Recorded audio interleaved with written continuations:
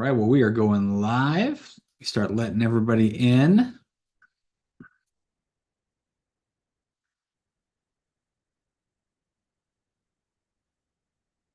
All right, as everybody's hopping in, we are going to get started in just a couple minutes with Nate popping in. Appreciate everybody jumping in today. Feel free to drop in the Zoom chat where you're watching from, what part of the country you're at, and also where you're at in real estate.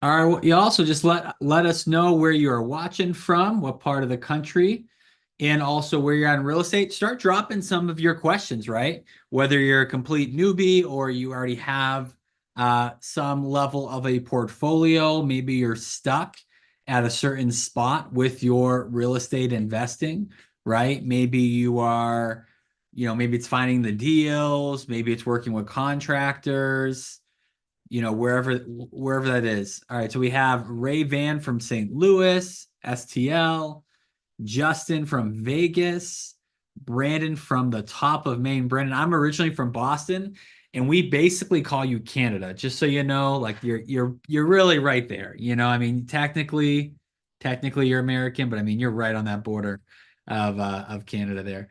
But but yeah, guys, let us know like what questions you have. What had you come today, right? Are you, hey, I'm looking to get started.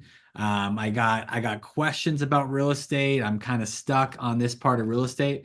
What we'll do is we can actually kind of address some of those things right now, or at the very worst, what I'm gonna do is I'll kind of write those things down.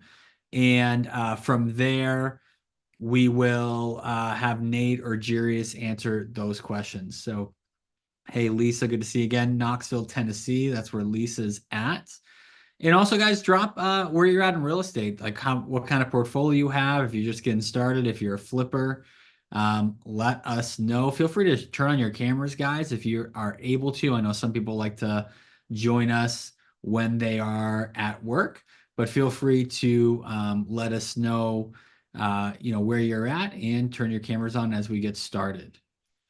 All right, let's see what we got here. So Mike, so new to this, looking to get my first rental. Awesome, Mike. Where are you from? Where are you based out of, Mike?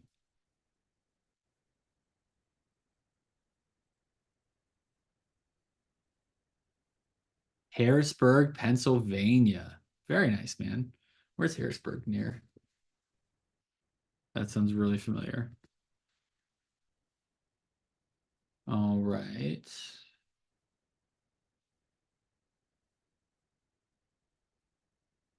Okay, I got where you're at. Okay, so kind of halfway between Philly and Pittsburgh. Very cool. All right, if you're just joining us now, just feel free to drop where you are watching from, maybe the market you're looking to invest in, if you've got that far yet, and then also if you're have some real estate goals for this year. What is the goal this year? What do you want to accomplish? What do you want to learn? What do you want to do in real estate? Drop those goals below. All right, we got Anthony. This will be your second investment property. Great job, Anthony, from Houston, Texas. Sam says, I've listened to a couple of meetings, getting a lot of information. I'd like for you guys to bring on someone that recently joined the team. Would love to hear their experience so far and the challenges they are facing, if any. Thanks. Yeah, we can do that. If any of the BIA members are in here. So yeah, that's no problem at all. One sec. Let me make sure I get this link sent over. All right. Lisa, I have 8 doors and soon to have 10. And now I'm interested in learning how to step into commercial and multifamily. Very cool. All right, we got Sam and Sam, you're from New York. Awesome. Sam, where are you at in real estate too? So I know you said you're getting a lot of information, but where are you currently at with your goals and where you're at with accomplishing those? iPhone says thinking of house hacking and turning a garage.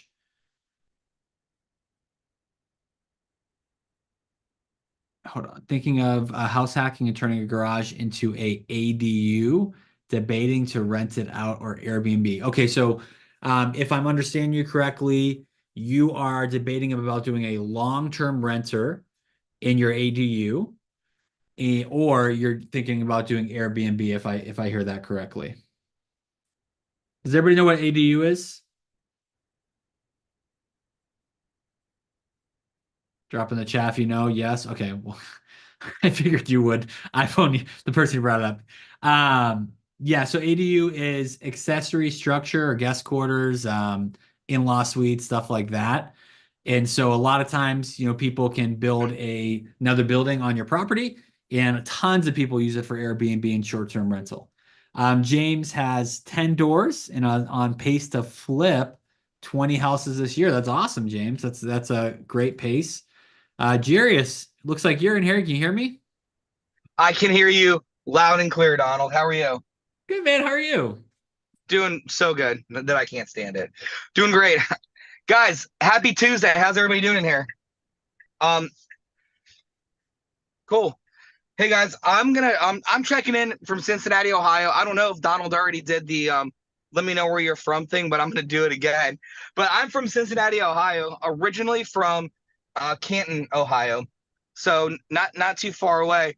But because I want to kind of tee up what's I don't really know what Nate's going to talk about tonight. Nate's going to be here soon, but yeah, there's going to be a lot of really good stuff. I'm pretty sure is tonight a 5-year roadmap that Nate's going to break down. Yeah, he's going to talk about that tonight. Awesome, guys. Well, before Nate gets on here, guys, let me know if you have any real estate questions, any struggles, or anything that you're facing. I'm gonna tell you a little bit about me and who I am and like where I fit on this map. So not too long ago, I was kind of in a similar spot as you guys. I left the military in about 2009, and I didn't know what I was going to do after what life after the military looked like. But I knew I needed to get into real estate because I knew that more millionaires were created in real estate than anywhere else. But I didn't know how I was going to break into real estate. So what I did was kind of like do what I do best and figure out how I can do this. And I was introduced to this method called wholesaling. I put a property on a contract and I sold that contract to somebody and made $5, 10, $15,000 each time. And I went on to go do over 1,000 wholesale deals. But what was really special and like my greatest accomplishment aren't the wholesale deals. They're not the houses I flipped. They're the houses that I currently own, because the houses that I currently own changed my life. And I could not have done it without Nate, who should be on this call soon, I would think. But I met Nate through wholesaling in Cincinnati, and Nate and I became friends through just doing lots of deals together. And the one thing that Nate had that I didn't have was control of his time, control of his schedule. And I saw somebody earlier said they're on pace to flip 10 or 20 houses this year, and that's awesome. But like the thing that I want you guys to think about, and I want to like push it everybody and expand your mind, is not necessarily like creating like that passive income, creating that system that you can walk away from. And from the outside looking in, I did 1,000 deals. Like I was making well over 6 figures a year, but I couldn't walk away from it. So I asked Nate for some help. I'm like, how can I build something that I can walk away from? And what do I do? So he's like, you got to buy rental properties. You got to do it this way. So he taught me how to do it and taught me how to do it in a way where I got paid 3 times on these properties, 4 times. So here are the ways that I got paid on real estate. Like, and how many people here here cash flow is king? Cash flow is king. Cash flow is this. Like, cash flow is fine, but it's not the most important thing in buying real estate.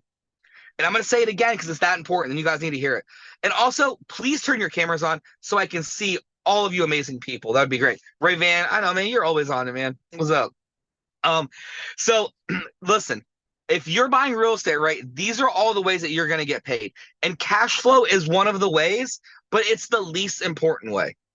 I'm going to tell you why here in a second. So we got cash flow, we've got principal reduction, we'll make our payment every single month. And then we've got the tax benefits, which is also a way you get paid. Because when you're doing it right and you're buying these assets, the tax benefits become substantial, especially when you're buying in a way where you're pulling out hundreds of thousands of dollars every few years. Actually, I don't have my other phone. I'm putting together a little portfolio of refis right now, and it's only on 7 of my units. 7 of my units that I haven't refied for forever. And on this refi, I'm going to pull out $363,000, over $250,000 just on 7 doors. All right. I can't do math like Nate, so I'm not going to spitfire. You can keep another phone, but I'm riding between football practice to soccer practice or whatever. But that is substantial. And the next and last way that I want you guys to start looking at properties this way is not what is the property worth today, but what is it going to be worth in the future. That right there is called appreciation. We're not buying for what it is today, we're buying for what it can be. And the big thing that's really game changing is taking something functionally obsolete and forcing the appreciation. So not only are we going to buy in areas that are appreciating at 4, 5, 6%, we're also going to make these changes, these minor tweaks, whether it's moving a kitchen, adding a bedroom, doing blank, whatever, adding laundry to each unit, whatever that is. And then we're going to take control of appreciation, and we're going to be able to increase it because we're making the right moves and the right changes to take something functionally obsolete and bringing it up to today's standards. Any questions about that, guys? Anything in the chat? Guys, also let me know where you're watching from. Let me know your experience level, and let me know. Mike says I'm at the breakthrough point. How to get started? Mike, can you? What do you mean by that exactly? What do you mean the breakthrough point and how to get started? Can you talk to me about that? What's up, Jirius? How you doing today? What's up? Good, man. How are you? Man, doing awesome, man. So, Mike, you're saying you're at that point where you're like, it's clicked and you're like, I've got to do this. Is that where you're at? All right. Cool, man. All right. I'm going to give you something. And this goes for anybody here. If you guys feel like you're Mike, like you want to get started, but you don't know how to start, whether it's money, knowledge, or whatever, this is my challenge to you. All right. You go through the Burr Invest group, our big Facebook group. All right. Type in go to the little search bar, type in Nate Barger, and type in my name. I want you to watch 20 of the videos the lives that Nate has done, and then 20 of the lives that I have done. Watch that. There are so many nuggets, so many trainings on here, but also Nate will have some resources that he'll drop on here that will also help you guys out too. But start there, guys. Just start and soak up the information. Our group has so many incredible resources. Lives like this where you get a chance to really talk to Nate, really talk to me, really talk to these people that are doing it. And we're not hiding behind a wall or behind something else. Like we're literally, Jeff is here. Jeff is 1 day old in the academy. And he's just like on coaching call today, like, this is amazing. He's like, holy cow, what am I doing? Welcome, Jeff. How you doing today, brother? And here he is today, just ready for more, man. I freaking love it. But I'm going to turn it over to Nate, guys. Donald, thanks for having me on here. Nate, thank you as always. I'm going to hang out here. Man, for everything that you always do. For those of you that don't know, Jirius is one of the first person that I actually mentored. And he's got over $30 million in real estate now. When I first started mentoring you, I think you had about $140,000 worth. I had a credit line on I house hacked my house. So I had a line of credit.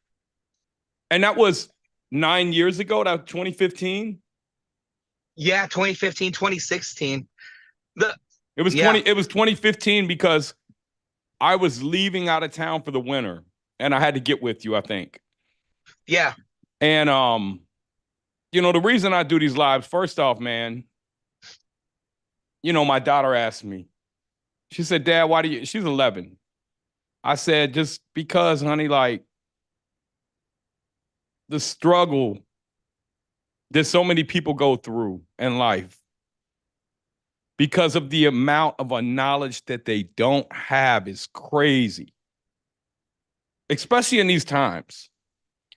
They just cracked quanta today. I don't know if you guys, does anybody in here know what quanta is? It's the way, look, I ain't gonna go there. It has nothing to do with real estate. It has where we're going.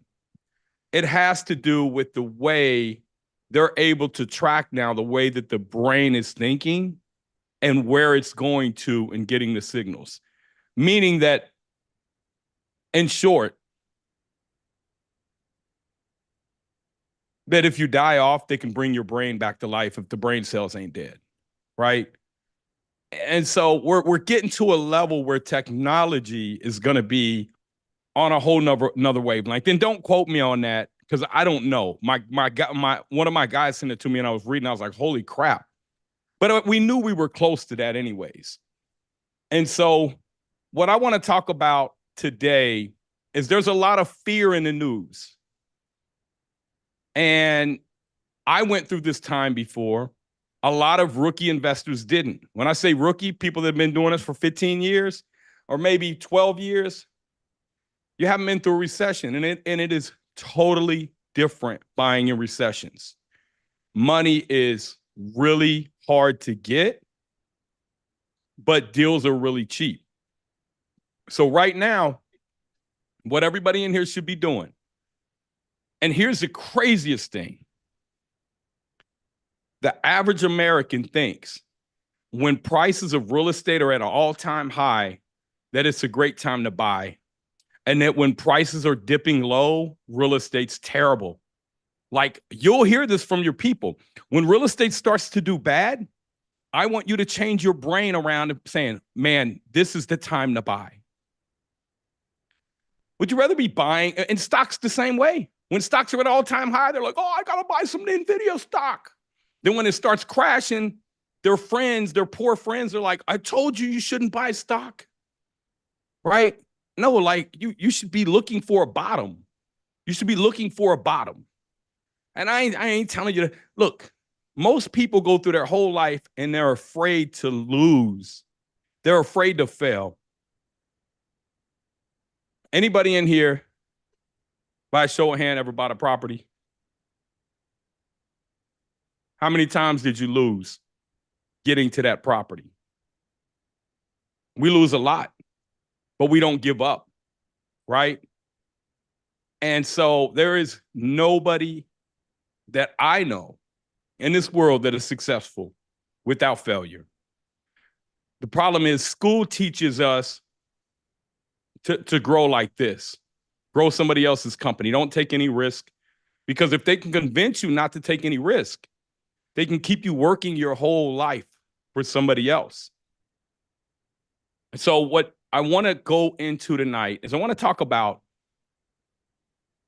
obviously, every week I want to talk about the 5-year roadmap because I want to ingrain this in your brain that you can do it. Who was that? Jairus is gone, but somebody posted today on our private group. They said, man, I went through the training. This is my 5th time going through it, and it hit me different. And so when I'm teaching you guys this stuff, what's up, Ben? That was you? Oh, Ben. Yeah, he's hey, Ben, can I bring you up and talk to you? So, Ben, tell them about your experience. Unmute Ben Bradley. Ben, where you at, brother? Ben? You finding them, Donald? Donald has to unmute. Yeah. I asked you to unmute, Ben. Ben, you got to hit unmute. There we go. You hear me? Yeah, Ben, what's going on, brother? How you doing, man? I'm doing great, Nate. Man, good to see you, brother. Hey, so what hit you different this time going through the academy? So I just started it again today. I was actually on a live with Jairus, and I was asking him about just kind of feeling like unfocused and wasn't sure what to focus on exactly because there's just so many directions you can go. And he told me, you know what, just start the 2.0 again. So I did. And I even thought about not doing the module 1 because I've seen it so many times. Like, I mean, I've probably seen it half a dozen times. And I don't know, man. I just watched that one where you talked to, I can't remember if it was the mindset one or the fixed versus growth. I think it was fixed versus growth. And I just picked up that little nugget. Like you said something in there about, uh, if you're afraid of failure, that's a fixed mindset, basically. And that just, like, for whatever reason, like a light bulb went off. I was like, that's probably what's holding me back right now, is I'm just like dipping my toes in a few different spots, and then I just, I don't dive in because I'm worried I don't know everything that I need to know about whatever it is I'm going to jump into. Yeah. Nah, Ben, I see that so many times. And here's what happens. You plan for so long when, look, everything is really just right here. I'm going to share with you guys what my son put together, if I can even find it here. This is what my son put together. This is his property he got, Ben. Ben, you know he got his first property, right? Yeah, I saw it a little bit. My son's going to make $100,000 by the time he turns 18.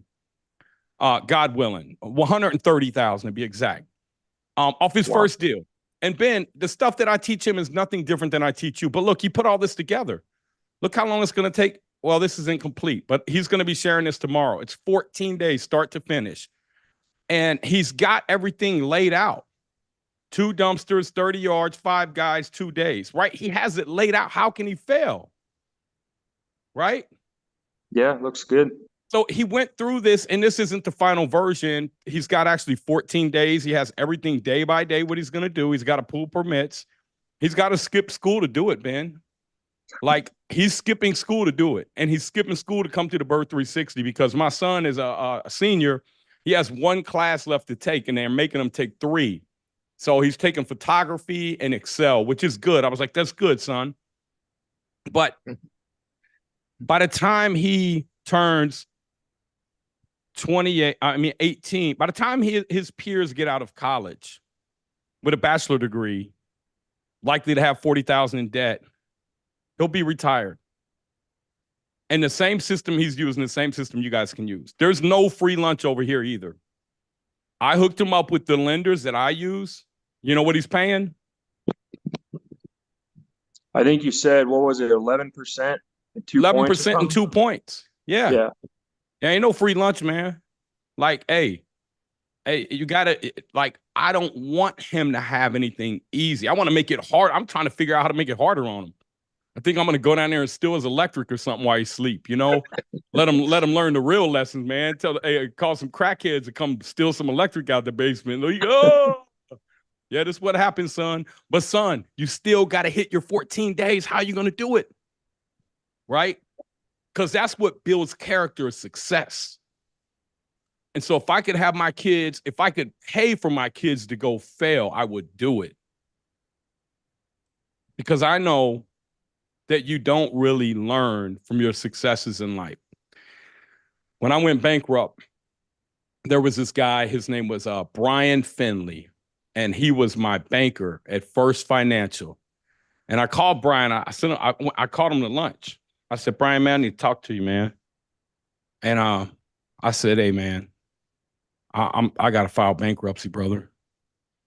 And he said, what chapter? I said 7. He was like, He's like, Nate, you'll learn more from this than you will anything. He said, when you get your credit back together, call me and I'll loan you money again. And I thought, wow, really, Brian? And he said, yeah. So I looked him up because I was going to take him up on that offer. And he had moved up so far in the banking system. But I owe him a call. And that was probably 12, 13 years ago when I was in the middle of bankruptcy. And my partner, Mike, said something the other day. He said, the valleys aren't really as low as you think they are. And the peaks aren't really as high as you think they are. Everything else in between there is just life. You should be enjoying it. But I find it so hard to understand why people will wake up every day to go to work for a company and take a chance on that company, but they won't take the time to do the same thing for themselves. And I studied this, and I found out that it was really because as kids, we were trained to be consumers. Like, we didn't watch cartoons to watch cartoons. We watched cartoons to watch commercials. Then we tell our parents, I want that. How many of you guys can relate to that? And so they're teaching you to be a consumer at a young age. It's called dopamine. It's the same thing that people get when they use hard drugs. It's dopamine. So the dopamine the kid gets, right? They get it in the sugar, they get it in the cereal, they get it in the toys. And then they take it through them throughout adult life. Now, I'm not telling you don't give your kids stuff, but what I want you to do is be aware of what's going on. What they're doing is they're intentionally setting you up to work and live paycheck to paycheck, because when you get the reward of trading your time for money, you go spend it on something to get that high. And we often have to continue to work all the time to do it. So I promise you tonight, I was going to show you how you can make money in your sleep, like the wealthy do. And I want to show you before we jump into that, though.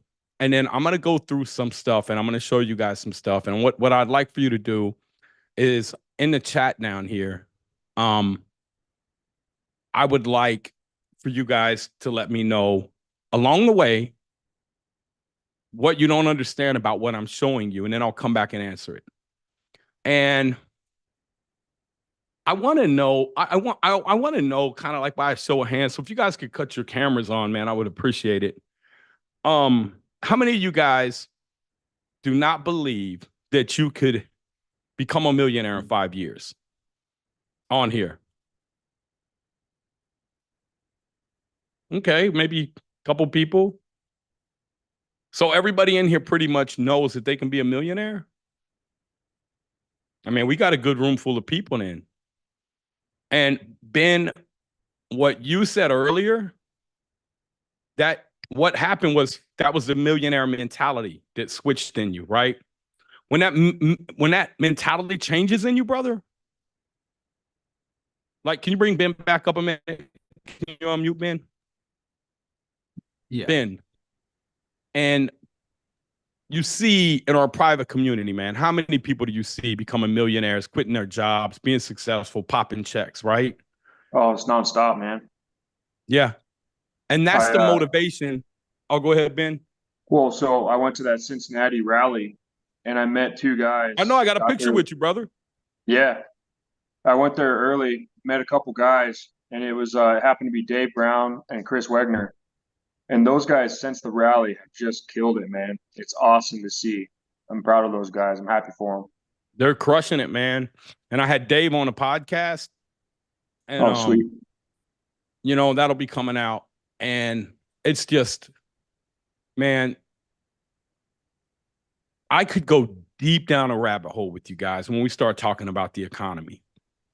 I've been studying economies for 20 years. I've been studying the collapse of the US dollar. I've been studying the petrodollar, the gold reserves, Bretton Woods, the establishment of the Federal Reserve. I mean, it's deep, but it's very well put together, but it will fall apart. But I will tell you this, with certainty, I can 100% predict that when I started doing this 20 years ago, that today we are 20 years closer to that collapse. That's the only thing I know with certainty, right? The other thing that I know is this. Nobody can tell you when it's going to happen. Japan is likely to implode on itself in the next couple weeks. I don't know if you guys know what's going on in Japan, but that'll send shockwaves through the rest of the world. and it'll probably push the dollar stronger, which isn't necessarily good. The reason we have to print so many dollars because the rest of the world needs our dollars, because they need it to trade and buy and settle debts in, because the dollar's stable.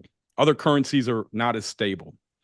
And so I don't want to go down that rabbit hole, but what I want to show you all is something that I pulled up just to kind of, I wanted to demonstrate this to you today and show you, this chart is always, we hit 35 trillion in debt. Can you guys see the debt chart? Yeah. We were at 34.2, and this GDP, which is basically the money we have coming in to pay this, a portion of this is what's taxable. A portion of that is how we service debt, but I don't want to go down that rabbit hole. I just want to show you these are some big numbers that we're playing with. But here is, you know what this bottom chart is here?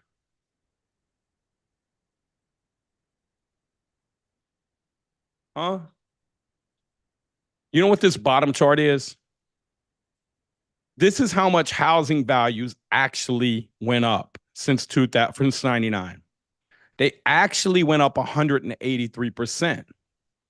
Well, let's go see if that's true. Since 99, and that was fourth quarter, 99, if it went up 183%, can somebody do the math for me real quick? What's 180? What's 165,300 times 1.83? Can you guys help me out with that? 302,499. That's what Jeff Reese said. How much is it? 302,499. Okay, then let's go see. Wait a minute. Hold on, Jeff. I thought you said 302. The median house price is 412. What's the difference? It's $110,000 difference. Do you guys know where that $110,000 difference is? Is that inflation? That is exactly what it is. That is the destruction of our money supply. That is how you get wealthy, right? And here, I'll show you. I pulled up a chart to show you guys, because I don't like to tell you guys anything. And then you say, well, Nate said this. I said, no, Nate is going to show it to you so you can see it. So if we go back to this Case-Shiller, see this here? Now look at it. See the baseline? It's up way higher because the top line is the inflation adjusted. Okay? So that is free money. In between them two, that's the money that you make, the spread with the destruction of the dollar. And I say destruction because if we go back over here, let's look at this here. Okay, so there is a chart here that shows how many dollars there were in 2000. M2 money supply, 4.8 trillion. Well, how much is there now? There's 4 times that amount. Do you guys know why we came off the gold standard? Let me show you. I pulled up another chart to kind of show you something else too. Does this make sense to everybody in here? And this is so important because this right here is your rent increase from 1940s. See, rents don't dip in recessions, man. And so this is what I need you to understand. You're going to have a buying opportunity potentially coming up where you can buy at a discount, but where your rents won't go down. Because rents, why won't rents go down? Anybody know why rents won't go down? Because look at this here. This is where our population is here. Look at this here. Our population is going to continue to climb. You see that? Our population is going to continue to climb. Does that make sense to you guys? So look, I want you to visualize the power of a dollar. Back in 1913, when the Federal Reserve was founded, you could buy 30 Hershey bars. 44, you could buy 20 bottles of Coca-Cola. By 1964, you couldn't buy 20 bottles of Coke anymore. You could buy one drive-in ticket. And today, you can get one McDonald's coffee. See, the dollar continues to decline in value. The assets that we buy with it continue to go up. And this is the key to building real wealth in your sleep. So I put this together for Ben and all my other Academy students here to show you how in 5 years. Now, I wouldn't tell you to just go do this. We have a step-by-step program with support. Ben, how many coaching calls do we have a week, brother? A week? Mm-hmm. Oh man, I'm not even sure, Nate. We gotta have like 6 of them or something. Every day we have coaching calls, guys and girls. And what else? I mean, we got city groups. We throw free events where we have like how many people did we have in Cincinnati, Ben? I don't know, a couple hundred for sure. Yeah, I think it was 240. That event was free for our students, right? Because we understand that. And Ben, how long you been in the academy? I joined in November, I believe. November. So when do you got to get out? What do you mean by that? Exactly. So when you get into our private community, you're in there for life. Yeah. Like there's so many other people, man, and they'll charge you for these coaching calls. After the first 90 days, they'll charge you $2,000. For me, I wanted to build a community and I wanted to give back. So we built city groups. You and your city group out there in Colorado? Yep. Our president is Cindy. Yep.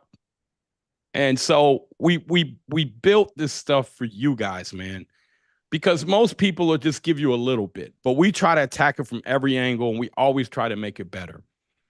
And that's why the people in our group are so successful, is because of people like Ben. He gives back. Jarius, he gives back. I mean, everybody in there is a giver. There's not a net taker. Like there was somebody had a problem today. And I got on the phone to try to help her out and called the Virginia Attorney General. And is she on here? Are you on here? It's not Shatwana. I don't know how to pronounce her name, but I don't know if she's on here tonight. But I wanted to find out if that helped her out.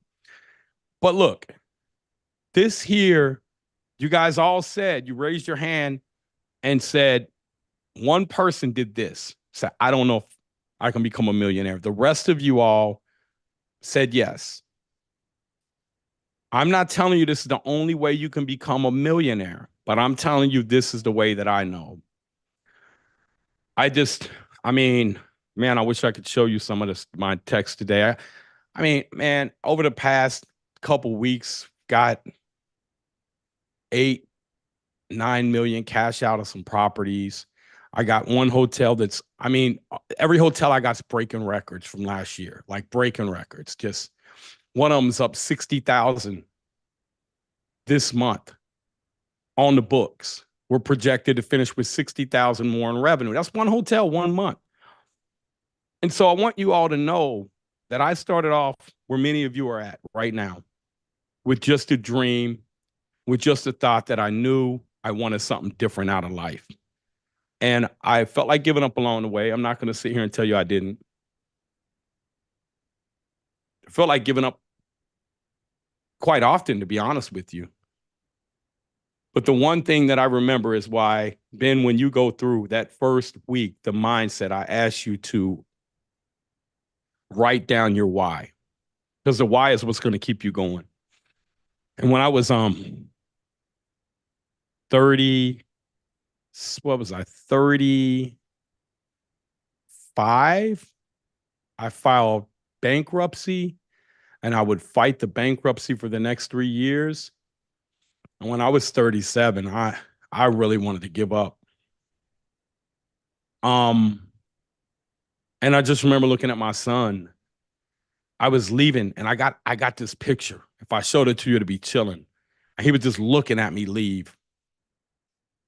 And I just went out there and cried because he was like, where are you going? Pretty much, like, without saying it, looking out the window. And I think we've all had that experience leaving our kids. And I just remember in that moment wanting to give up. And I thought, if I give up, my son has to go through everything that I went through in life just to get to where I am right now. And I was bankrupt. And I was like, that's not a good spot to leave my son in. It's not. And so I just kept pushing forward, and I don't know how it happened. I just had a lot of faith. I had a lot of faith in God. I just had faith in God. When you destroy and wreck your life, a lot of times, for me, look, I'm not trying to be religious. I'm just telling you guys my story. So I don't mean to offend anybody. But I knew that it had to be God's will, and I had to just let it go. The things were worrying me, the things that I couldn't control, the things that I had absolutely no control of the outcome on. I had to let go. And it was a serenity prayer. God grant me the serenity to accept the things I cannot change, courage to change the things I can, and wisdom to know the difference. And that wisdom did not come from succeeding. It came from failing. So, Ben, as you go through your journey, brother, I want to tell you that you will fail. But failure is not the final destination. You will mitigate your failures. There'll be smaller failures than you would have had if you didn't get a mentor. Much smaller. You'll avoid the big pitfalls if you follow the process, because I've already been there and I've already laid it out for you. It doesn't mean that you won't have somebody come and steal your electric. That doesn't mean that the city won't get on your nerves. But you have a community anytime that happens where you can come in and ask a question and vent, and you're going to get a plethora of answers. And that's the difference between being around the people that can help you, that are knowledgeable, that are millionaires and multimillionaires, action takers, people that embrace failure. And we had somebody today, they posted in there, they got their first deal back, and the guy sent them a message and said, yeah, man, I'm not going to go with your offer, but you're a young kid, you're ambitious, you'll go a long way. I decided to go somewhere else. That was a win for him. That was a win, even though he got rejected, because he's one step closer to a yes. So I just want to go through here and show you guys, like, once you understand the systems to buy, and I want you guys to type below. If you're on YouTube, you're on Instagram, wherever you're at, type and let me know what it is that you're struggling with. Is it the buy? Is it the renovate? Is it the rental part? Is it the rehab? Is it the refinancing? Is it the scaling and repeating? Like the BRRRR is just really 5 things: buy, renovate, rent, refinance, repeat. What is it that you're struggling with? If you could drop that, I would really love it, because I want to go through here. And let me just read some of these here, down here. The refi. Okay, Hunter say, I don't know how to tell if I'm buying a good deal. Okay, the refi. I can attack all them in this sheet we built. Knowing the rehab cost, all them right here is this spreadsheet that we built out, everybody. This is what I built out for all the everybody in our private group. And here's why. Let me just show you real quick. This right here is how we teach people how to comp out properties. So this property here, subject property, is the average of these rents is 201,667. The average square foot, 1,100. So that's the value of this property. That's after repair value. Now we know the bank will loan us 75% at 6.9% with a 30-year AM. Okay, that payment's going to be $996.13. We also know that the bank is looking for a 1.2 debt service coverage ratio. These are things you have to know before you go to the bank. Now, we did our rent comp, and we realized we could get $1,900 rent out of this, which is $22,800 a month. We came over here to the DSCR tab and we put in our operating expenses here. And here's our total operating expenses for the year. 6,524.16. That does not include debt. See this here, 6,524 right here. So this is our yearly income at 96% occupancy. If you say my area is only going to be at 94%, then you just change this to 94. We show you how to pull that up too. This is all data that we use. So that's my yearly rent. Here's my expenses. Here's my net operating income. And here's my debt, which leaves me at a 1.25. Does anybody know what a 1.25 debt service coverage ratio means? Does anybody not know what it means? Can somebody take 11,954, which is the amount of the debt, and times that by 1.25 and tell me what you come up with? Say it one more time for everybody, Nate. Can you guys take the debt payment? Do you guys understand what the debt payment is here? This is the debt payment. You guys understand a monthly payment? This is principal and interest. Now, do you guys understand if we take 996.13 times 12, it's 11,954. Take that and times that by a 1.25. What do you guys got? A lot of people are putting 14,494 or 92. Okay. So this number 14,940 represents a 1.25. So it should be close to this here. It's not going to be exact because this is a fraction and it's rounding up to the nearest 1/10 of 1%. So this is the debt service coverage ratio. It means that you can pay the bank 125% of their payment. The banks are typically looking for a 1.25.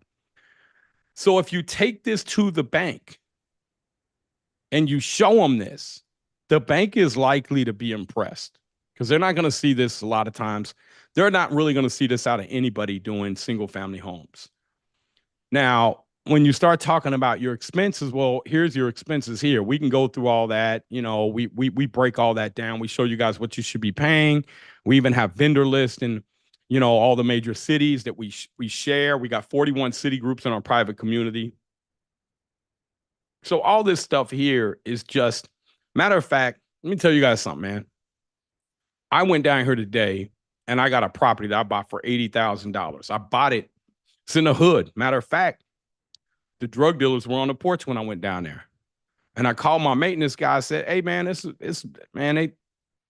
a bunch of people hanging out on the porch. And he said, oh, yeah, Nate, those are just the neighborhood guys, man. They're watching the house for us. I'm like, dude, they're trapping off the porch. But I said, man, meet me over here then if you know them. Because my nephew said it needed 18,000 renovation. And I said, man, that don't need no 18,000 renovation. I went in the house. And my nephew is only used to doing, see, I'm used to operating rentals. He's used to renovating them, taking them up here. But I had to buy these things and operate them probably like Lisa Crowder did. Like we didn't have excess money. We had to do what we had to do to get by because the appreciation wasn't like it is now.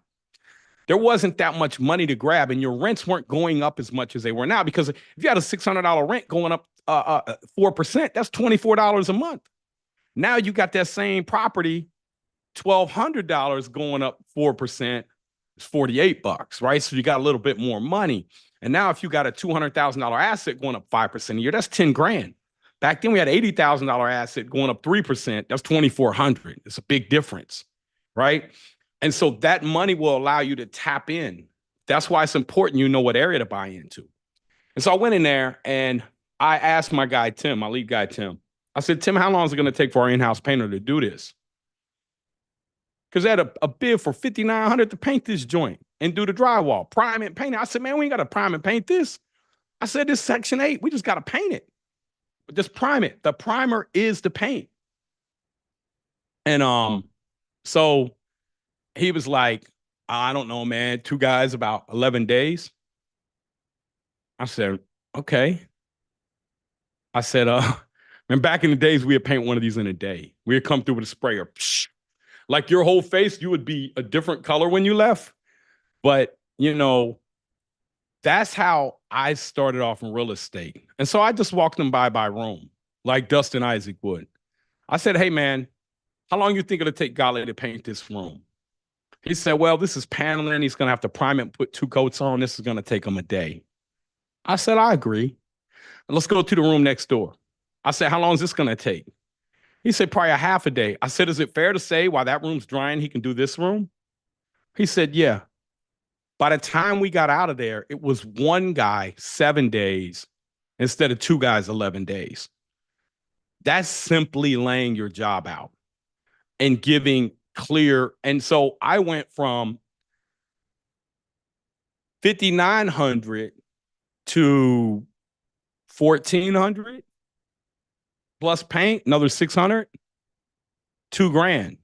So I just saved $3,900 because I know how to lay that job out. And that's just, I mean, you can do that over and over with every item in there.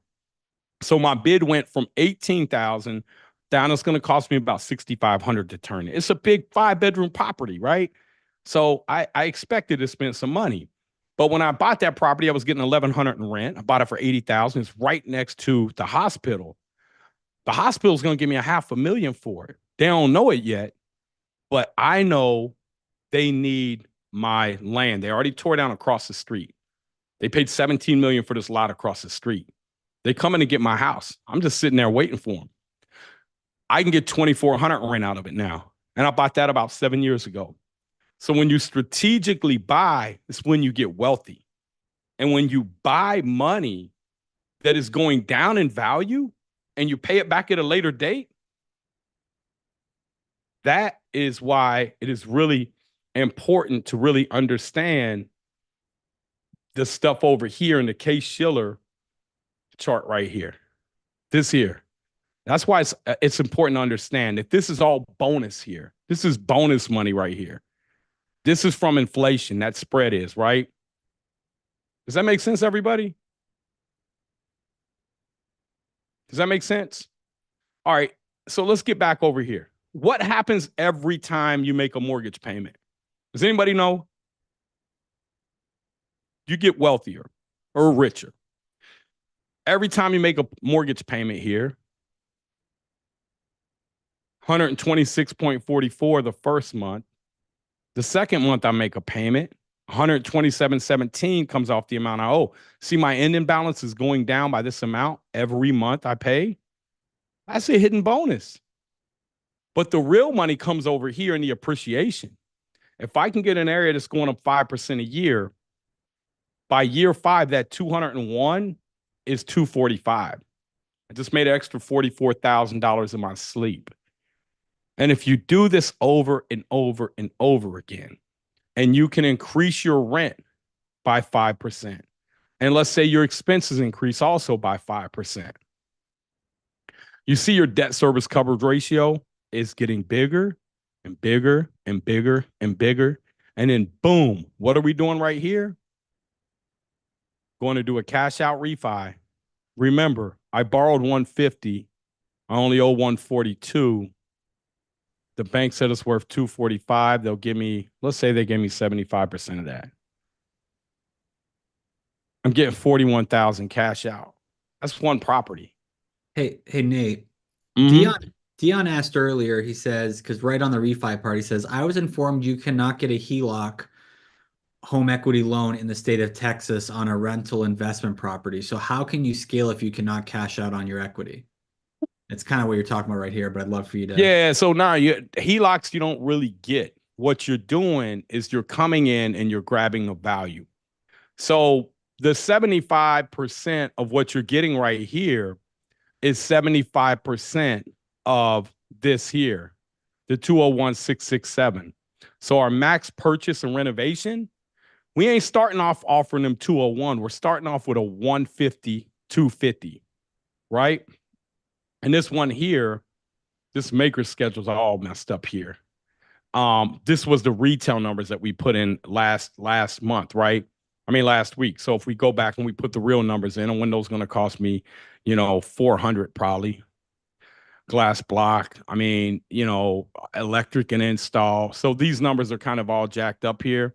But what this number should really be here on this house here is, I think, I don't know. This is where you got to put your data in for the property. So let's just say that our construction cost, just to make this simple, were, $37,000, right? So that would tell us that we could come in here. Our closing cost 4,500, holding cost $4,000. You guys know what holding costs are, don't you? You guys know what holding costs? People nodding. Okay. So I'm going to assume you guys know that. If not, we'll go back through this later. So just write in here if you don't know what that is, what that's for.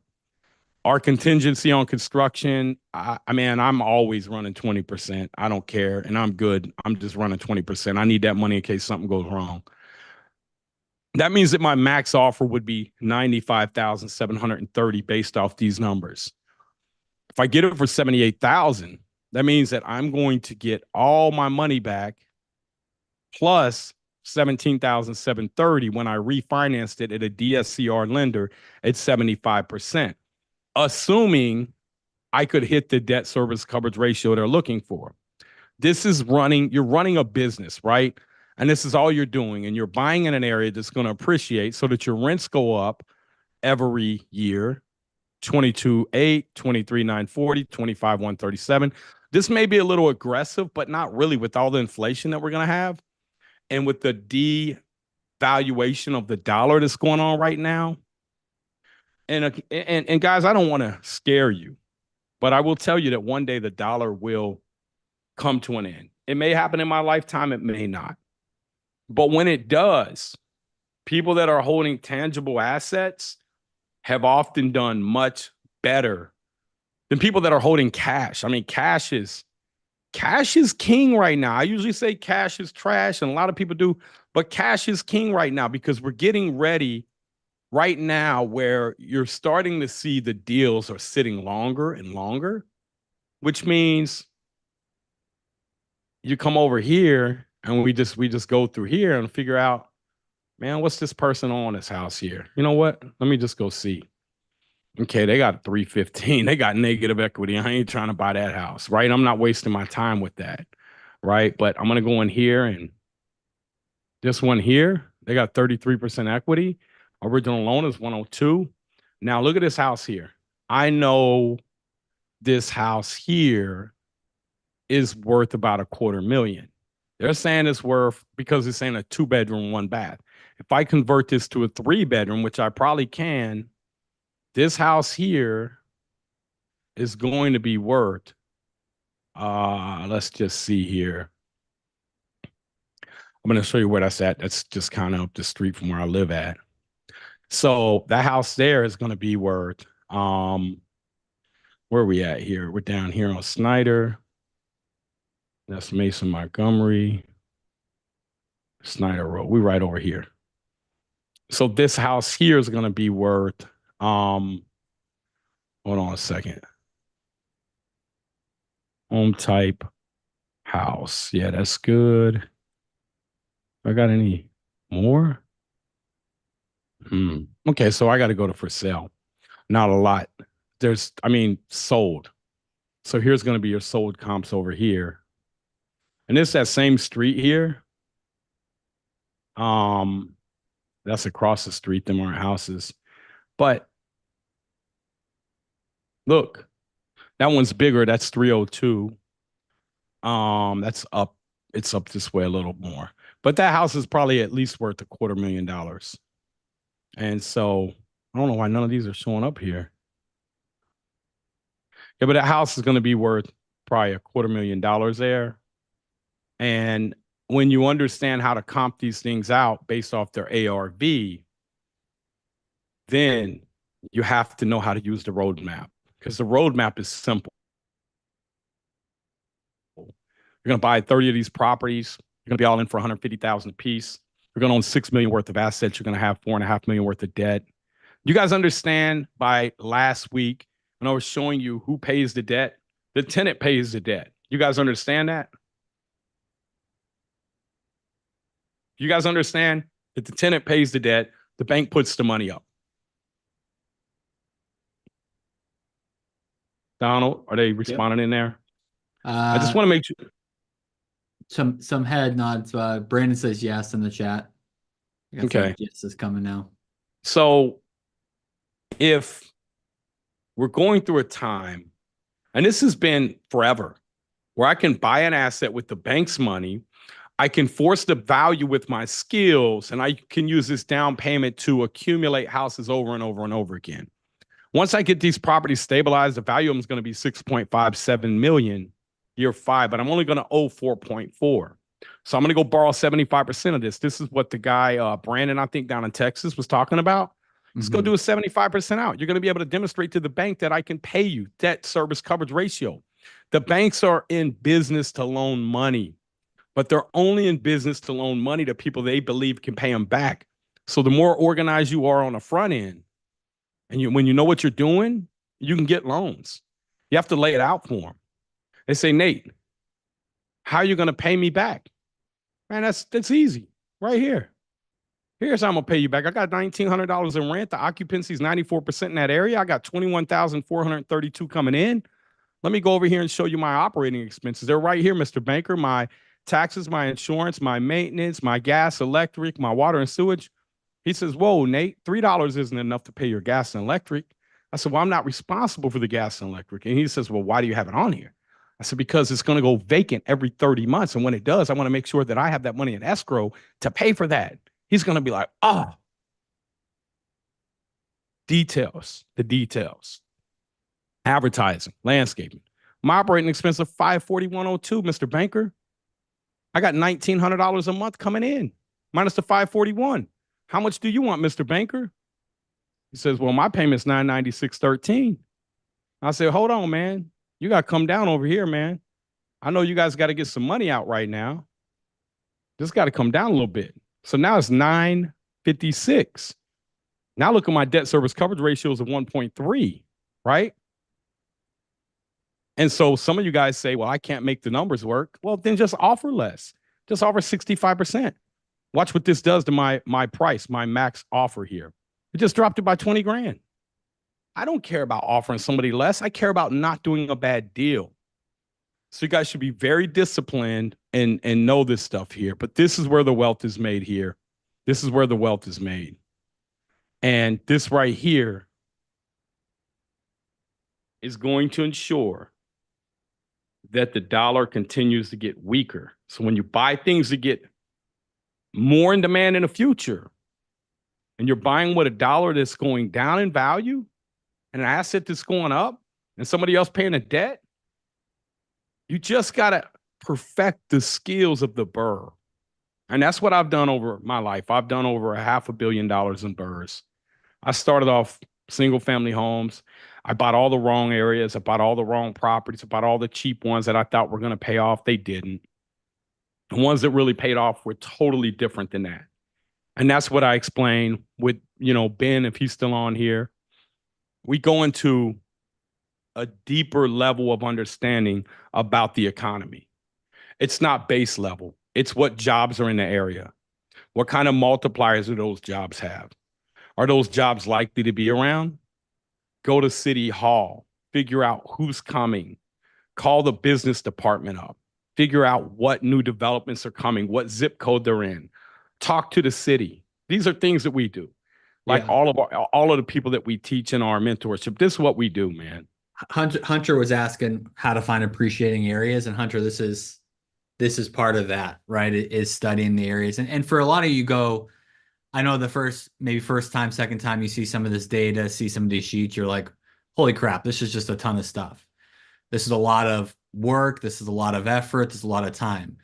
You know what's even longer time? Buying a bad deal that you're stuck in for 12 months, 24 months. 10 years, man. 10 years, it'll suck the life out of you. Yeah. Or going to work 20 years, 30 years at a job and not getting ahead, man. So you got to pick your poison. There's no free lunch out here. Right? But this is how I built my wealth. This is how I help people build wealth. And this is what I enjoy doing. So, you know, do you guys understand how debt creates wealth? Do you guys all understand how debt creates wealth for you and your family if you get good debt? Jeff says yes. Now I do. Natalia and Pedro go, now I do, LOL. All right, let me just go back real quick. I want to just go back here, man. So look, over here, after you own those properties, you own these properties for 5 more years, the value of them goes from 6.574 to 8.39. You're going to do a 75%. You borrow money the rest of your life. That's what wealthy people do. Because do you know what your taxes are when you borrow money? So right here in this circumstance, 6.57 million. I'm sorry, 6.57 million was the value of these homes year 5 after you stabilize. That's going to be 2 house, 4, 6, 8, 10. That's 30 homes that you do over 5 years. The value of these homes when you get done is 6.574, but in 5 years after that, it's 8.39. You're going to go borrow 75% of this 8.39, which is 6.29, 6.3 million.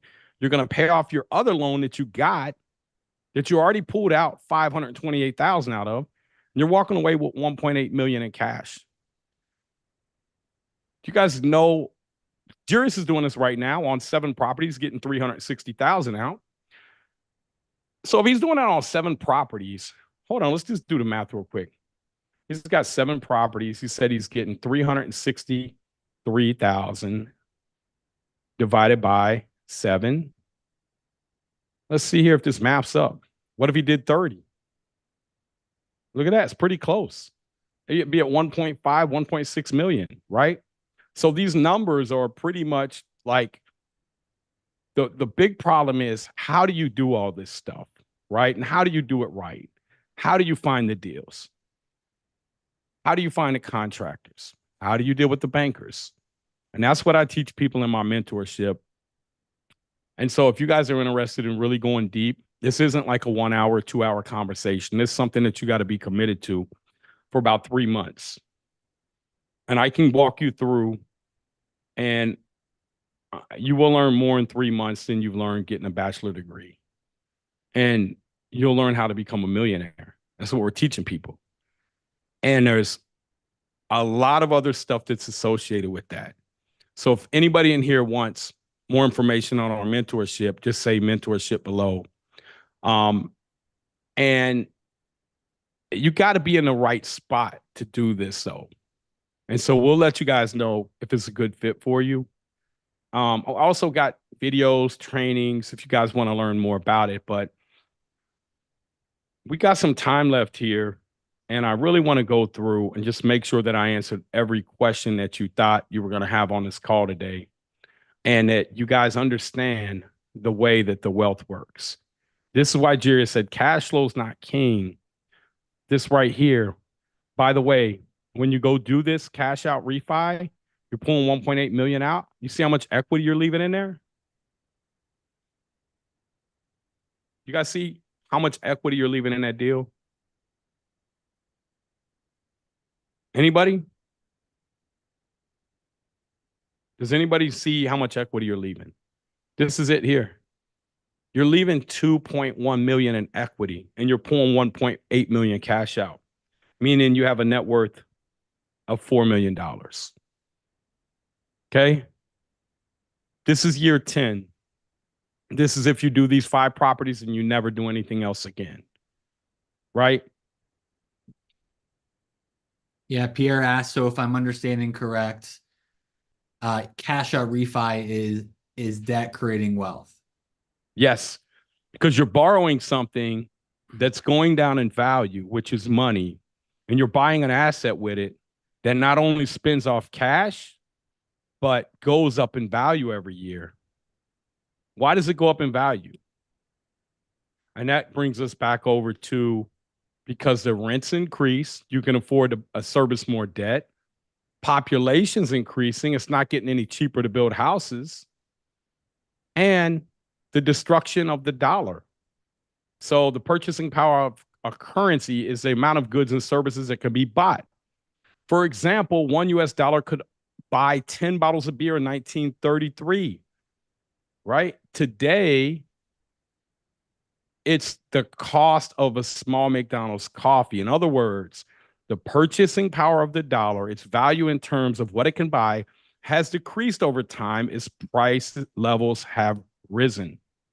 And this is especially true in real estate. And so when you begin to understand the way that our system's set up, it's set up to reward people who get in debt, in good debt, because those are the people that are helping create this right here, which is, let me go back over here and show you guys what you're helping create. You're helping create this M2 money supply, which we need more of. Do you guys know why we need money?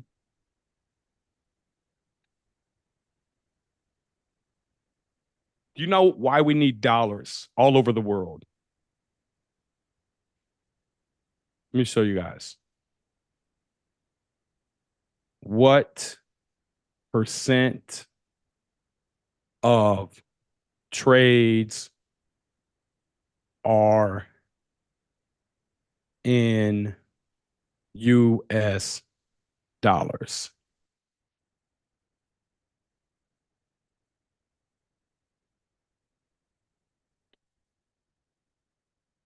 See this here?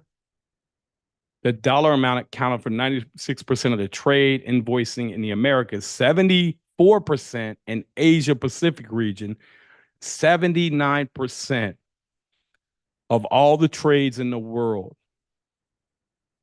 are settled in US dollar.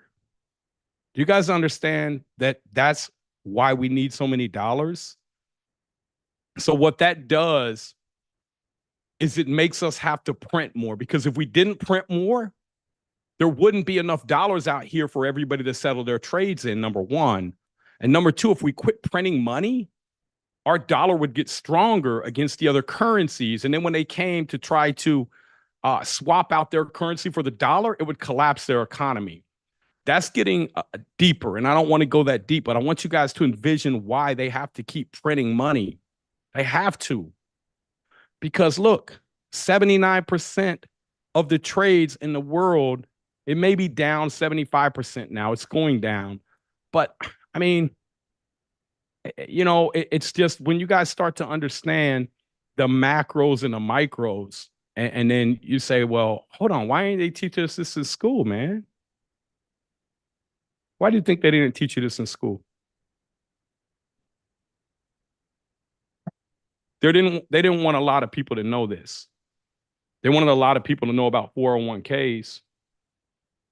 They wanted a lot of people to know about working. They wanted to create workers. That's what they created. That's what they create. They don't create entrepreneurs in school. They kill entrepreneurs' dreams. They tell you in school that if you don't do good in these things, they give you a bad grade. Instead of saying, hey, Nate, man, maybe a little bit more on the creative side. Nah, Nate, you take the same class as everybody else. Right? And so if you were one of those students who just didn't really like school, wasn't your thing, man, real estate's probably for you. Real estate's probably for you. I know Dustin Isaac. Dustin, how'd you do in school, man? Dustin still on here? I see his name down there. Probably still working out there. Yeah, Dustin. What's up, brother? You got to unmute yourself, man. You got to unmute yourself, Dustin. Done terrible, bro. Done terrible. You done terrible. Yeah. But look, I didn't do too well either, man, but I'm probably doing better than anybody in my school. And the people that I see that got straight A's, look, no offense to anybody that got straight A's in here, but those people are really conditioned to work the rest of their life most of the time. Now, some of them get really smart and, you know, go out and start their own company, but most of them are risk adverse because they've bought into the system so well that they don't want to take any risk. And so it's people like Dustin and me and, you know, like those, we're the people that like you guys on here that are willing to take some risk on yourself. And so Jeff Reese, man, welcome to the team. You're gonna love it. You coming? Hey, you coming to the you coming on a real estate cruise with us, brother? No, okay. Why not?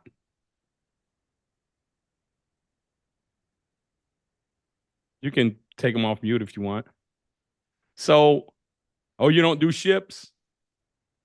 Go in there and watch Module 1 over again, okay? No. Been there. I've sank in a ship before, and I've been in an airplane accident. No, I don't do either. Hey, well, Jeff, I want to bring you with us. You're our lucky charm. What's the No. odds? What's the odds of 2 ships sinking, man? Oh, What's the it'll odds happen. of that? It will happen. All right, man. Well, we're gonna get you on a cruise, brother. Oh, good luck. We'll get you on there, man. We will. We will. Well, welcome to the family, brother, and you're gonna love it in here, man. You are, man. Thank you. Thank you. Yeah, man. If you ever need anything, tag me in a private group. I'm in there every day. And where you from, man? I am in Newcastle, Pennsylvania. You met any other members around you yet? Not yet. I just got involved in the group this morning. I reached out to the city group president. I got into the chats and everything now, so everything's good there. There's a couple of people not too far from me, so I'm sure we'll hook up soon. Yeah, awesome, man. And then Donald, where's the map at, man? Donald, pull the map up. We just show you guys. We got these many networks of groups all across the country to help you guys succeed. Well, Jeff, I'm sure I'll see you around, man. We'll have Yes. first quarter of next year. We'll be throwing. We usually like to throw at least 2-3 get-togethers a year. Get all of our students together. So these are all the different cities that we're in. We have presidents, and look, we got one in Honolulu. So I was able to fly out there this winter, and I'm going back with my accountant right I want now. to go to that city group meetup, Nate. That's what I want to go to. You should, man. So yeah, we're in almost every major city, and just got a ton of, like, the presidents, man, just great, man. And Tyler Hawksworth, he helps run. Yeah, we're deep in the East and Florida, and pretty much, this area up here, Montana and Wyoming, there's not a lot of population up here, but we're over here. I know we probably need to get one.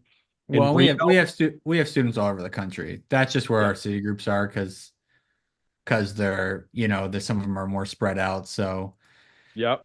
but cool. You want to dive into some questions, Nate? Yeah, let's dive into some questions, man. Hey, I want to thank you all for enjoying this cheap cigar that Chad sent me. Chad Avila. No, I'm just kidding, man. How you doing, Chad? How you doing, brother? You on mute? I got you, Chad. It's me, Chad. I'm sorry. There you go. You should be good now, bro. No, I'm good, man. Chad, how's this to you, man? This information. I know you get this all the time, but does it ever get any more clearer the more you listen to it? It does. That's why I try to jump on every chance I can to hear it, because I got Yeah. a thick head, so it's got to beat its way into me. Hey, what's that chart behind you, man? That was for projects, like project flow chart. I used to, on the commercial jobs I used to be on, there was on the whole wall, and that's just condensed down for like 3 houses at a time. Man, awesome, man. How's everything going, brother? It's going. We're under contract to close this month on a 7 building portfolio. So as long as everything Sweet. goes, as long as everything goes smooth. And is that in Cincinnati? Yes, sir. Yeah, with Danny. Yeah. Awesome, man. What are the numbers? Oh, they're good. We're trying not to say anything until we close on it, just in case anything happens. But it's What do you mean something is gonna happen? yeah, I know. When you say they're good, how good are they, man? We're buying it at the DSCR as it is 1.4, and it's at under half market rent. Wow. And we're buying it a little under half of the ARV value. So you're gonna make 400,000 or 500,000, 600,000 off of it? Potentially, because we're LTV, we're borrowing 100% everything. We're not using our own money. So you're borrowing 100%. You have no money in the deal, and what are you gonna end up at? 70, 75%? It'll be at about 75% LTV and we estimated the ARV. They're in pretty good shape. Like, they're real clean, and then so we were like, okay, it'll probably appraise for for 75% of the ARV. It's kind of weird. We just did it to be real conservative with our numbers, so that Yep. we offered off of that number. So from 1.8, it went to like 1.3 and some change. So then we backed our numbers off of that, and that's where we ended up at for the purchase price. And it's cash flow strong from day one without raising rents. Wow. And then as we do tenant turnovers, then we'll do slight improvements, but they're actually really good shape. Yeah. They're not bad. It's surprising. The guy he's just retired. He's done. He wants to be out of it, and we just happened to cold call him on the right day. Man, that's awesome, man. And you met Danny and who's your other Alex. partner? Alex Lubrecht. Yeah, Alex, man. You know how I met Alex, don't you? Yeah, I was hearing that on one of your other lives. I didn't know that before. Yeah, Alex was a financial something. He was knocking in my neighborhood he was knocking on the doors, and I had my Ferrari outside. And he said, "Man, what do you do?" I said, "Man, I do real estate, man." It's about 8 years ago, too. Like, this was a while ago, man. So you guys got a heck of a team over there, man. And they're working in Cincinnati, and man, congratulations to you and all your success, man. You guys are going to be up big time, man. Just continue to buy right, be conservative, man. That's it, man. Don't force anything, man. Don't force anything, brother. We learned on that first fourplex Danny and I offered on. We were getting too eager, and we were like backed out right away. We're like, whoa, we got to calm down. Yep. Well, congrats to all your success, brother. Thank you. Hey, Thanks to you guys. Man, it's not us. I mean, we show you guys the knowledge, but you guys got to go apply it. And for those of you that don't know, man, you want to tell them a little bit about Danny? Danny, he's a whopping 24 years old. He doesn't bring any money to the deals, but he's got the hustle and the drive and the knowledge from the BIA. Yeah, so so they're all in our private community, and Chad and Alex, and they partnered up with Danny, and Danny wanted to quit his job. He was an HVAC tech, and he walked. I said, "I'm done," and he said he took a leap of faith, and then he met. I think he met you guys at the Bird 360, right? I mean, you guys were all in the community together, but you guys met in person, and then man, like it's man, I don't want to speak about how much deals you guys are doing, but you guys are crushing it, man. There's 7 figures worth of profit on these deals that they're doing, man. And this is in less than a year. Yeah. We're the conference. The cruise will be our 1 year mark. So yeah, that's how quick you guys can do it, man. And so when I tell you guys these numbers down here, and I start talking about 30 properties in 5 years, look, Chad and them will do that in a year if they want. But the thing I always tell my students is this, man. Don't be in a rush. Enjoy life along the way. You're going to get there. You're going to become very, very, very, very, very wealthy. You will. But you got to enjoy life along the way, too. You got to buy you some nice stuff, enjoy some nice stuff, go on cruises. Like, don't live in scarcity, man. Don't go blow your money. But that doesn't mean you can't have something nice, man. You want to go get you a Corvette and you just cash out a couple $100,000, go get you a used Corvette. Go get something nice, man. Enjoy life, though, because you can't get your time back. That's what I hate about a lot of these people. They're save all your life. And it's like, no. Enjoy your 20s, enjoy your 30s, enjoy your 40s, enjoy your 50s. So many of us look forward to enjoying that last 17% of our life from 65 to death. Come on, man. That ain't fair. That ain't fair to your family. That ain't fair to your kids. It's right here. Brother, is there any doubt in here? Like what we show you guys. Now, I'm not going to say it's easy, Chad. You have challenges, right? But is the path pretty clear on how to become a millionaire? It's literally laid out. Like you just go step by step. Don't reinvent the wheel along the way, and you should be fine. Yeah. Like we had some learning curves on the first 2 deals. Like I'm sure Daniel will get to go on that since he was running them. But yeah. But that's a growing pains. That's a tuition you got to pay if you don't stick to everything to a T. Yeah. Even if you do stick to everything to a T, man, there's going to be circumstances on the job that you guys are going to learn. But the good thing about the circumstances, you go in a private group. We got a private group. You drop it in there, and they're giving you solutions in real time. And Danny, HVAC certified. Ben, and you, project management background. I mean, all these people, we got doctors, we got lawyers, we got people that have sold off to private equity groups. I mean, we got dentists, we got, man, everybody in our private group, man. Like, you got people like me, ugly looking. You got nice looking guys like Chad with the tattoos, you know. I mean, we got everybody in there, man. Girls, guys, I mean, everything. Like, very diverse. And there's no negativity in there, man. So if you guys are interested in man, hearing more about our mentorship, I'd love to see if it's a good fit for you guys and girls, man. Well, thanks, Chad. I appreciate you, brother. Thank you, man. Yep. Thank you.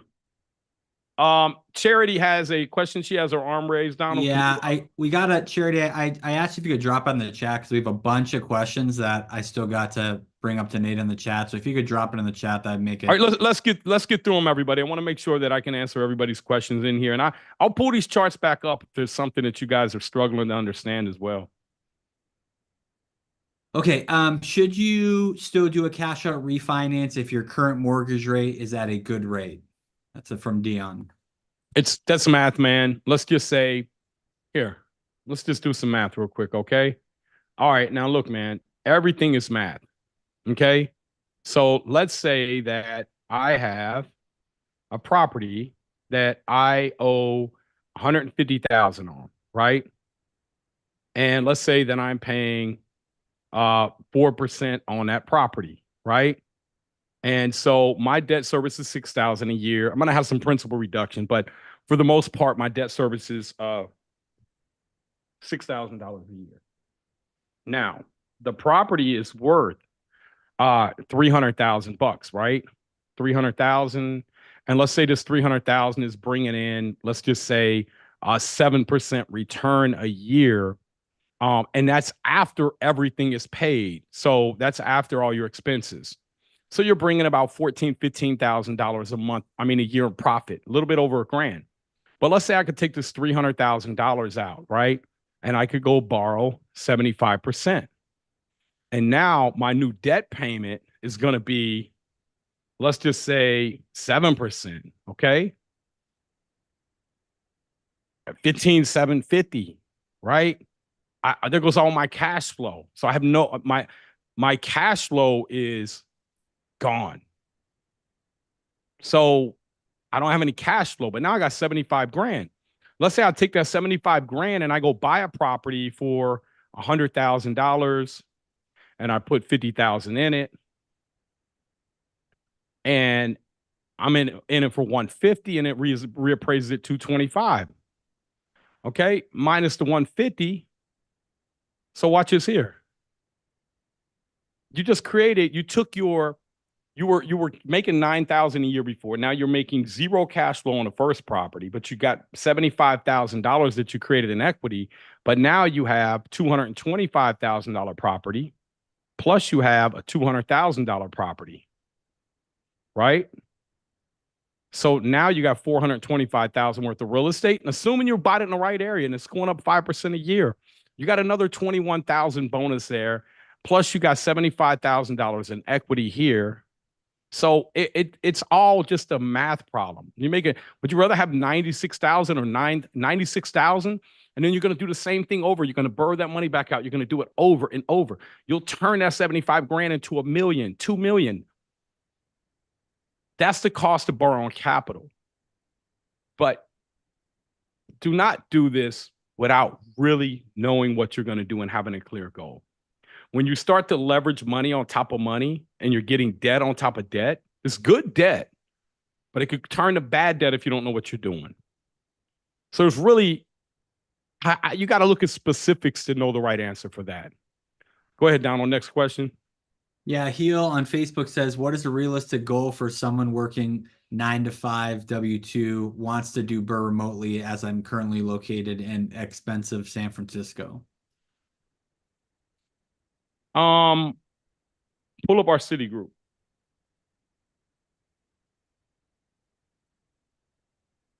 Pull up our map out there. Huh? Okay. So we got San Francisco, I would stay away from just because of the political climate out there, but there are areas right outside of or of San Francisco where you can invest over there. We got a group over there and they invest. There's areas out here where you can invest in and do good burrs. It's up above. I mean, there's areas out there that you can do burrs in. So there's areas in San Jose. I mean, again, you could do them in San Francisco, but the political climate, I wouldn't touch it. You know, Sacramento, there's a place outside of Sacramento. There's places you can do stuff out there. Or you can do like Chad did. You can find somebody in our group and you could partner with them. But the realistic expectation is, what is your goal? I mean, you don't change your expectation because you work. We've helped over, I don't know, man, well over 60, 70 people quit their W-2 and pursue real estate full time. That doesn't mean it's an overnight thing. It doesn't mean there's not going to be any sacrifice. But what is the sacrifice? What is the trade-off? What is the quality of life? How long do you want to do it? How long do you want to work? How long do you want to have until you retire? So, I mean, that's kind of like really a loaded question, man. And really, to be honest, you got to dig deeper into that goal because everybody's circumstance is different. Charity asks, how do you start off getting a fourplex from square one? Also, when are you going to go to Hawaii? We went there already, I think, and we were in there in November of last year. How do you start off getting a fourplex? I mean, a fourplex is really no different than a single family home. You find one you can add value to. You know, like here, I'll give you, you know, Chad might have just got one. Here, I'll show you one that I just got. Matter of fact, let me share my screen. I'll show you one that I bought here. And I'll tell you what I bought for the thing and everything, man. And I'll show you what I sold it for here. Golly, what was the name of that what was the name of that property there, man? It was Hamilton County. You got too many for me to know. Well, this one was one that I picked up because a buddy of mine called me and he said, man, I got these 3-4 units over here. And I said, well, what do you want for them? And he said, man, I can get them to you for, I don't know what I paid, man. But yeah, what the heck was the name of that street, man? I just bought them like 2 years ago. Let me pull it up, man. Go ahead with the next question. I'm gonna pull this street up because I'm gonna show you guys how you create. And I could pull up the profit and loss statements on them, but I'm not going to. Yeah, But something too, like Charity, that I just thought of when I saw your question. AJ, if you're in here, or just anybody from the Nate Barger team, send Charity over the live recording from last week where Nate broke down that 8-unit deal. He spent like 20 minutes just breaking down all the expenses. I think she'll take a lot of value from that. If somebody can send that to her in the chat. Cool. Tyler's asking, how are you putting money in your pocket during the process to help you retire? I understand the value increase in refinancing, but do you pay yourself out of the refinance money, or are you paying yourself a management fee out of each property? yeah, good question. And Great I'll get to question. that in a minute. Good question. And I'll get to that in a minute because that is very important. That's part of the strategy that we show people how to do. That's part of the strategy that Danny and Chad and Alex have implemented too. And so what you want to do is when you're managing the construction the way we do it, you're getting construction done for about 35 cents on a dollar, maybe 40 cents on a dollar. So you can afford to pay a project management fee to yourself, which is how I quit. Really, it's how I quit doing, you know what, let me just go over here. It's how I quit and started doing real estate full time. Who did I sell this property to? I don't remember the address here. Oh, this is my buddy here, man. He passed away. He bought that for 27 grand. He's probably got a whole bunch of properties, man. Okay, so this is probably, no, that's not it. This is it, maybe 2540. No, that's not it. 2580. This is it. Okay, look. See this? They pay me 1.5 million, 500,000 for each 4-unit. Now watch this. I paid $650,000 for all 3 of these. So let me go to the transfer value and see if it, yeah, 650. Look, I bought that in 21 and sold it in 24. I bought it for 650, sold it for 1.5 million. This is my That's company, EB Sparks. I mean, we do that all the time, man. It's just a little side hustle right there. So you can buy them, you can pick them up cheap. Well, how did we do that? Here, I'll show you why. Because we were able to increase when we got these things here. the rent roll was, and let's just break down each 4-unit. They were Yeah, renting. David and Charity, he's in Ohio. Not all of his properties, but a lot of the properties are in Ohio. Yeah, I buy hotels, right? I buy hotels outside of Ohio. But multifamily, I buy a lot here. I got some amazing partners, man, over at Venture, Steve, Matt, and Robbie. These guys, I watched them come up from 12 units. And in 2019, they came to me, and I was kind of doing hotels at the time. I liked hotels because I could scale quicker. And they came to me and they said, man, Nate, we need some apartments. We can't find any apartments. I said, dude, I get apartments all the time. And it was like, dude, I was like, what size you want? It was like 500 units. So I made some calls. I went and met with my buddy and I called him. I said, dude, I got 1,000 units off market. And we ended up taking down 346 of those units for 21.7 million. We raised 9 million in capital. We had about 28 million in them. We had an offer for 54 we turned down. And we just refinanced 2 of those assets last week and pulled out. And this is the 3rd BRRRR we did on them. This is the 3rd cash out since 2019. This is the 3rd one. No, maybe the 2nd one. The first one we pulled out 12 million. And this last time we pulled out 7.5 million on 2 of them. There's another one that we still are in. And so you just do the same thing over and over again, man. It's just these ones here. We were able to increase the gross operating incomes, roaches. It was run down. It was, out of town owner. And again, look at these numbers here, man. Look at that. Bought over 650, sold it for $1.5 million. We had 900 in it. So we made, I don't know, maybe 500 after realtor fees and other costs. I think we had 50,000 in concessions to the seller. So, I mean, we just do this stuff over and over. Once you get good at it, and we can show you how to do this, man. It's the unlimited money glitch. Like literally, you can just go print money when you want. When the more you do, the better you get at it. I'm muted. Okay, Sam asked, what books do you recommend for changing mindset? I've been conditioned to be an employee since I was a kid and I'm tired of it. I like my partner, Mike Gilly, has a book called From Broke to Millions. That's a good book. 7 Habits of Highly Effective People. I love that book. Yeah, right there. You see Donald's book. It looks like it's brand new. You can tell he ain't been reading it. Never been open. it's mine's in there. It's all curled up. That's the one I like because that can really. I'm more data driven, and so rewiring my brain. That book helped me rewire my brain and understand that, hey, I am in charge. I can do things. Doesn't matter if I grew up poor. It doesn't matter my circumstances. They don't determine my outcome. We'll do a few more questions, y'all. Ron P. from Vegas says he had a couple of different questions. So a few people are asking, explain closing and holding, please. Closing and holding? Holding costs and closing costs. Oh, so closing costs are going to be like if you're going to get a fix and flip lender, they're going to charge you about 2.5 points, maybe 3. So if you're buying a $200,000 property, you're buying a property for, let's say, 150, and you need 50,000 renovation costs. They're going to charge you 2 points on that money, maybe, and then there's going to be maybe 2 points. So let's say that's 4,000. Then you're going to have probably a processing fee for 1,000. That's 5,000. Then you're going to have your title and everything else. Probably going to be 6,000 in closing costs.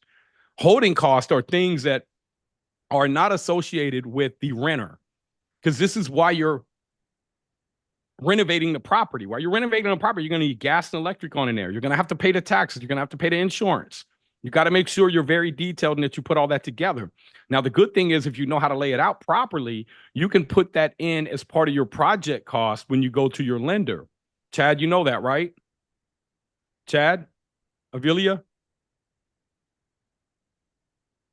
Chad, you know that, right? I'm going to assume he knows that. So What's that? So that when you go to your lender, you know you can put all your project costs in there, like your taxes for 3, huh? Yeah, marking everything up. Well, no, we ain't going that deep on this call with everybody. Yeah, we ain't going that deep. Like that's we can't go that deep because they wouldn't understand it. That's not a 30, 40-minute conversation. That's something we got to lay out. That's like a special training. What I'm talking about is this. When you're holding this property for 3 months until you rent it up, you're going to have debt service that you're going to have to pay. You're going to have taxes and insurance. You're wrapping all that in to your project cost, right? Yes, sir.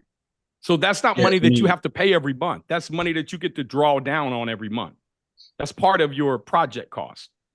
Does that make sense, everybody? All right, go ahead, Donald. Next question. Thanks, Chad. I'm gonna read both of them because they kind of have to do the same thing. So Brandon says, are you using out-of-pocket money for down payment and rentals on the first two properties? And then Justin just asked, how much money down on these deals? Look, tomorrow, it depends on the price of the deal. But what I tell people is typically you need about $50,000. If you got 50,000, I can show you how to scale to a couple $1 million in 5 years, right? Which is phenomenal growth. And if you go tell somebody this, they're going to say, oh, you can't do that. But we got a step by step. We show you how to do that. Now, it may take you 3 years. It may take you 7. But the thing is that you're going to get there. And so if you buy in the right areas and you know how to do the processes right. But tomorrow on the calls, I'm going to show you guys, I found a company that I'm created a affiliate with for all my academy students, and they do what's called credit card stacking, 0%, and they do it in a business name. So far, I'm on my second round. They're going to do 3 rounds for me, and they got me. Now it doesn't show up on my personal credit either. I got one for $26,500. That one is like 12 months, 0%. I got one for $25,000. That one's 14 months, 0%. I got another one for $16,500. That was 12 months, 0%. I got another one for $3,000. He just sent me in the mail. I'm like, why'd you even send me that? But it's, 9 months, 0%.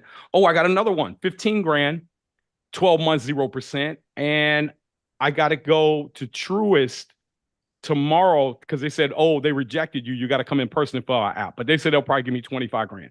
So I got over $100,000 right there, 0% money that I can use to buy property. Now, I don't really need the money, but I did it because I'll still use that 0% money, right? And, it's learning how to leverage things properly in life. You got to be very careful when you're using your own personal credit, because if you max out your personal credit cards and they show up, and you may get a business card that could show up on your personal credit too. So you got to be careful. Like, that's why I just paid this company. I was like, I don't want to make no mistakes.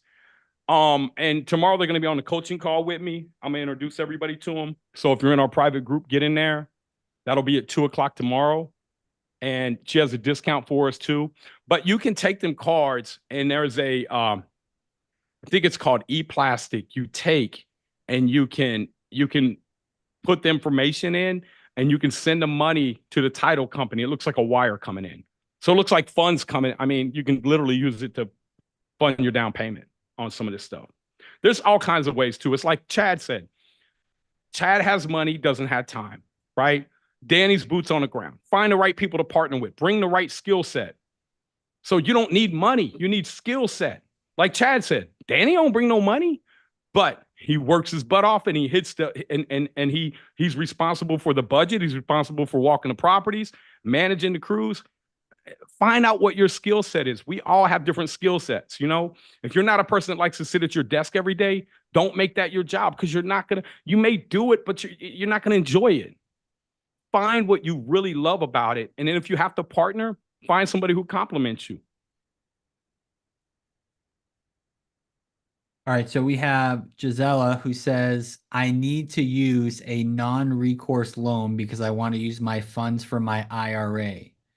But these lenders only approve homes that don't need a rehab. How can I add value if not through a rehab for the BRRRR? Okay, so I think I understand what you're saying. So what she's saying is she has an IRA, self-directed IRA. She can pull money out, but she can't leverage her money, because then it becomes a um, oh God, I forget what they called it, UBI. And so, I forget the terminology, but you're not allowed to do that because then that money becomes you violate your IRA. So what I would do, what I do with my partner Mike, I got an IRA. I need to pull money out of my IRA to go leverage it to buy property. I can't do that. Mike needs to do the same thing. But what I can do is I can loan Mike the money. I loan him 50,000 out of my IRA. He can go leverage that, and he loans me 50,000 out of his IRA. And I can go leverage that. That's the easiest way to get around that. Find the people who have IRAs and, swap money with them. At one point in time, I was going to borrow when rates were higher, I was going to borrow like 700,000 from him and let him borrow 700,000 from me so I could go buy a house, a primary residence, and pay him 2% interest on it. And he could borrow my money and pay 2%, right? So it's just figure out how you got to get things done. But that's what our private community, you got to get around people that are doing stuff like that. Is that helpful to her? Ask her, is that kind of helpful? Does that make sense? Let us know if that makes sense. Drop it in the chat. Mike is asking, I have 300K equity in my personal house. Is it smart to use my HELOC to fund the down payment on my first BRRRR? If you know what you're doing, yeah. If you don't know what you're doing, no. You're putting your family's house at risk. So look, man, I'm not going to tell you. I got a mentorship, and I can give you the information, but it's up to you to apply it. But before you go pull that money out, man, I ain't telling you to get me as a mentor, but I'm telling you, I know this stuff just as good as anybody or better than anybody in the industry. So if you want to hear more about our mentorship, just say mentor below. And if I'm not your guy, look, just don't do it without knowing exactly what you're doing. Whether I'm your guy or somebody else, get you a mentor, get you a consultant, get you a coach, get you somebody that's been there before to help you. Mistakes and guessing are the most expensive thing you can do in life. 100%. Ron P said, can you get to his other question? Donald, I know I said I wasn't going to keep you on here long, brother. I said 75 minutes. We're at 90 minutes. So let's get through a few more. I know you got to get back to your family, man. I appreciate everything you do for us, Donald. My family doesn't care about me. They got video games and everything else they're playing. So they're in the teen years. Yes, here, I'll do this one, Ron, because you were asking a few questions. I have a property worth $420,000 free and clear. We get $25,200 yearly, perfect shape. What do I do with it? I mean, what's your goal? You got to come up with your goal first. Maybe you're doing what you want to do with it. I don't know what your goal is. If your goal is if that's the capital that you got to start doing a BRRRR, then, you got to have a big roadmap. You can't just have what do I do with this? It's what's the big picture? What's the goal in my life? What do I really want out of life? How am I going to accomplish that? Because it's not about one deal. It's about putting a system together that will pay you for the rest of your life. But I mean, ultimately, you want to leverage that equity. Your equity is only making you, let's just do some quick math, man. You're not getting a real good return on your money, man. So let me go back over here real quick. He's got $430,000. Okay. Mm-hmm. So he's got 420,000 divided by 25.5. 25.2. Oh, we'll just give him a little extra, couple $100, man. That's not right. I'm sorry, I did that wrong. 25.2 divided by 420. Look at this, man. You're getting a 6% on your money. That's not great. Now, if you're getting 5% return on it in appreciation, you're getting sorry, I don't know what happened there. You're getting 11% on it. But let's say you go take that 420 and you go borrow, let's just say 60% of that money out. Okay. That's 252. Now let's just say you got to pay, let's just say 7% on that money. 17.6. Now you only got 7-8 grand coming in. But let's say you take that 225,000, you go buy 800,000 worth of real estate. Okay. $800,000 worth of real estate, and you're going to push that value to 1.1 million. You're going to burr it. So now you got, let's just go through the numbers real quick. You got 800,000. You're going to go renovate it. You're going to put 20% down. You're going to have 1.1 million in assets when you're done. And those assets, let's say they're bringing you in, 7% return, 77,000. And then you got to pay, you add 600,000 in debt on it, right? Because you put 200,000 down and you're paying 7% on that. You got 42,000. Now you got 77 minus 42. You got 35,000 in cash flow plus your other 7. You got 35 and 7. You got 42,000 cash flow instead of 45. But now you got another $1.1 million in assets. Plus you got 420 in assets. So you got 1.52 million in assets, and you only owe 820 because you owe 220. No, was it 250? You owe 250 on your first. I think that was 60% or 220. Was it 225 and 600? You only owe minus 825. Look what you just did, man.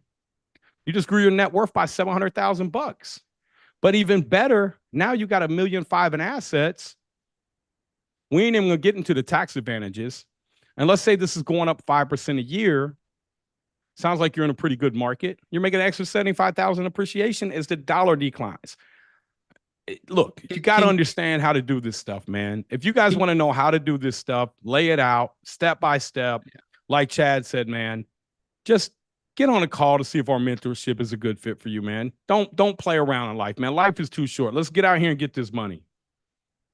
Nate, some people just don't know. And like, this is something I even was probably just unaware until I met you. But when you keep saying the value of the dollar, right? Traditional people like myself are raised like, hey, avoid debt and put money in savings. But if I had $100 at the beginning of the year, what do I have at the end of the year? Can you kind of talk about what that actually means? Let's go a little deeper. If you put $10,000 in the bank has to put that on its balance sheet. Does everybody in here know what a balance sheet is?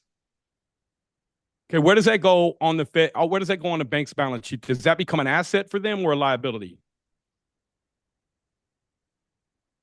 Go ahead, type it in, y'all. Is that an asset or a liability for the bank? You put 10 grand in the bank.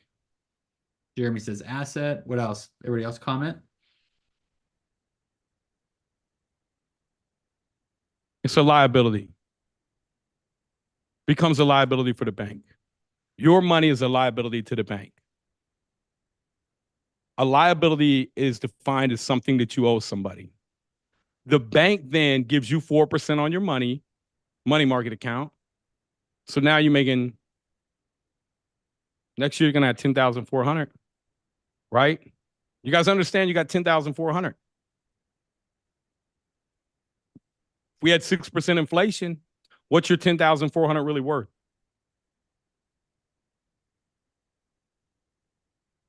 $9,800. You got 9,800 in borrowing power. Your money went down. That's why they teach you to save money, so you can stay broke your whole life and work. Meanwhile, the bank, in order to turn it into an asset, has to loan it out. How much of that 10,000 do you guys think the bank can loan out? You guys should know this by now if you've been on any of my calls, and especially if you're in my private group. And I don't just tell you guys this, I show it to you guys. So Mario says 90%, which would be 9 grand. Somebody said 9 times, all of it. It's 10 times the amount. So it's 10 times the amount. It's technically 9 times, and they got to keep that 10th one on. But they can go loan out your money 10 times, 9 times the amount, 10 times the amount. Okay? It's called fractional reserve banking. You guys feel like that's fair? Well, guess what? When we do the Burr method, we're doing the same thing back to the bank. They're the only ones that got money in the deal. We got the asset. Tenant pays the rent. So if you don't feel like it's fair, man, it's the way the system's set up. Because look, the way our system's set up, man, we got to keep this up right here, man, until it won't keep up anymore. We got to keep this up right here. See this here? M2 money supply. How do you think they're growing this M2 money supply right here? These are loans going out, right? This is money being created through, whatever ways. There's various ways that they create money, but one of the ways is through, I like to say we work with the feds, right? And we ain't snitching. When I say we working with the feds, we helping them do this right here because they can't just go make money. They got to have something to tie that to.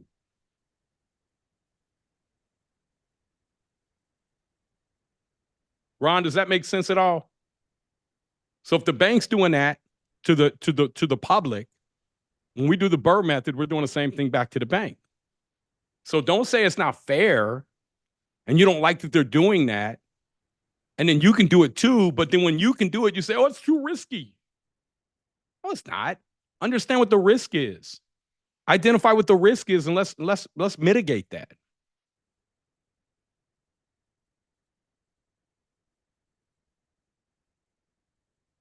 Donald, you're on mute. Sorry. I've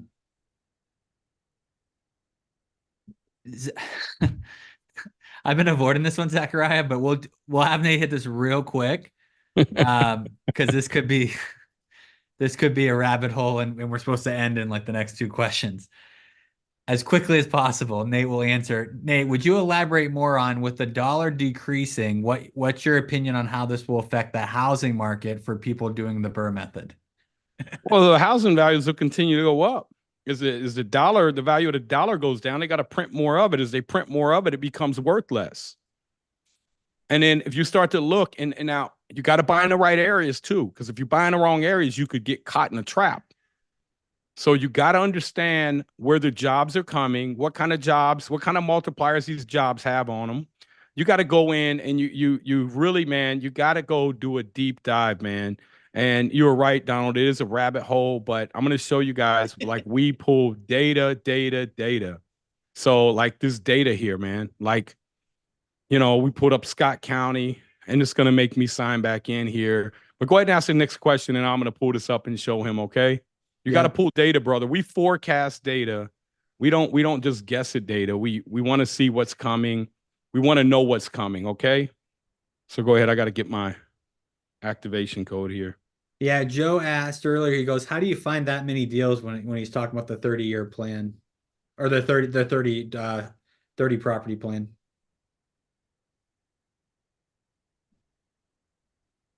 Deals are easy to find.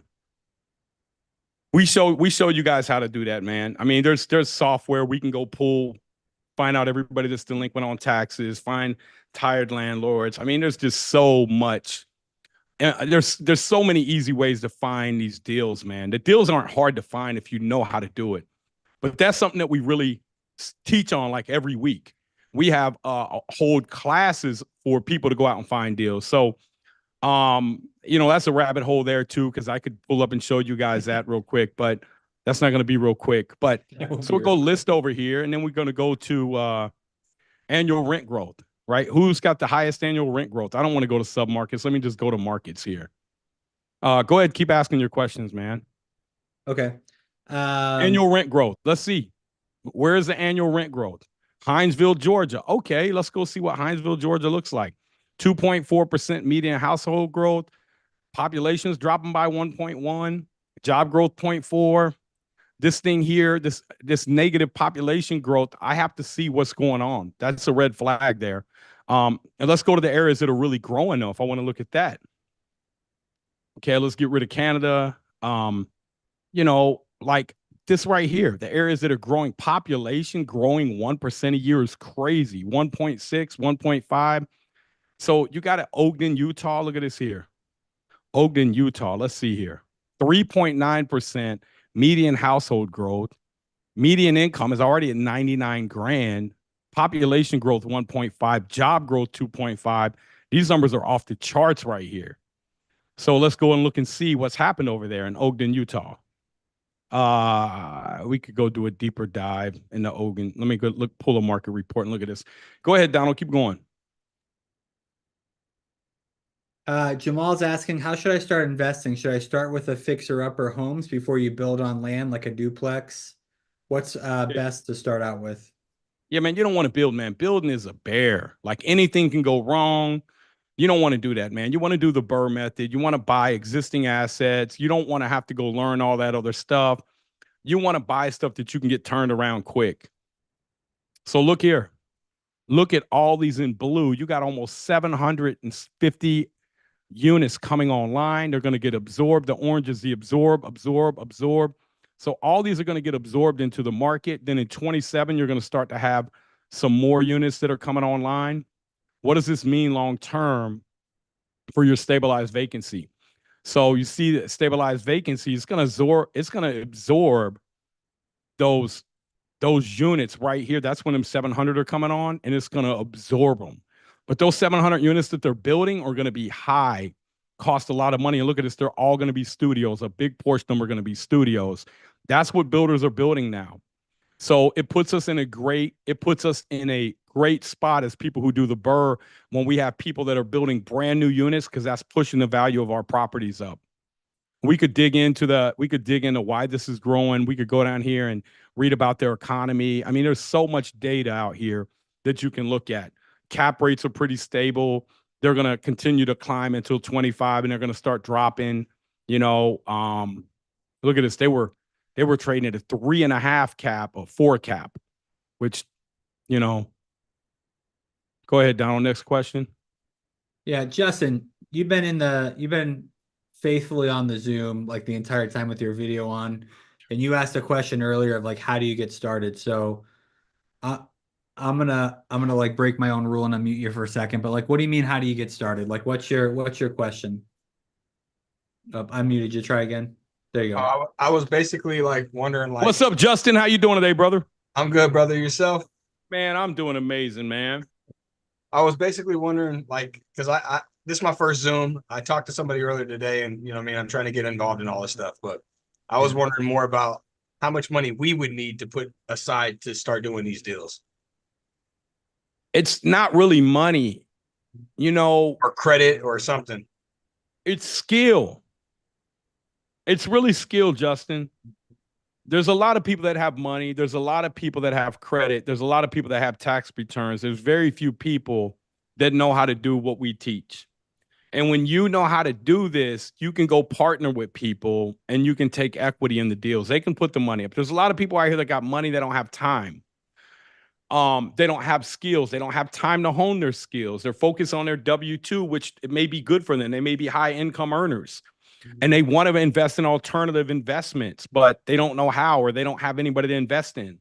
So in a perfect world, when I tell people the 5-year roadmap, if you got 50 grand, I can show you you're off to the races, brother. You can turn that into a couple million if you follow the system, in 5 years. But if you don't have the money, man, I don't want to go down a rabbit hole, but there's ways to get money, wholesaling. When you hone your skills, man, you could put me anywhere. And I'm like Grant Cardone, they put him somewhere. He was completely broke. It's knowing what to do with money, right? So look at Ogden serves as the major economic and employment hub in the northern portion of the state. Two of the major employers in Ogden metro area are manufacturing tenants. Autolive, one of the world's largest suppliers of automotive safety equipment, employs approximately 2,000 workers at its Ogden facility. The other major employer is Fresenius USA Manufacturing, which specializes in medical equipment. Okay, so both of them are solid. They're not going away, right? The Ogden location is one of around 45 manufacturing sites worldwide and employs approximately 1,000 workers there. So these 3,000 workers, these are what's called, you guys know what kind of jobs them are?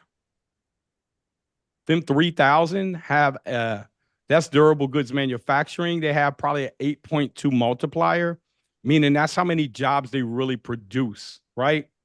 And so it's really digging into the macros. But, you don't need money. You need skills. We've all had money. We've all had credit. We've all had tax returns, most of us.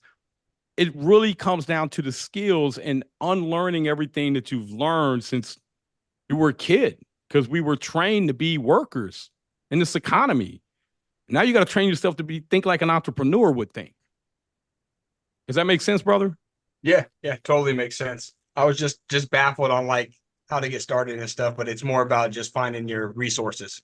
Man, it's learning how to do this, man. This is a real skill set, man. This is like knowing where to go dig and there's just gold there. And then knowing how much it's going to cost you to extract that gold.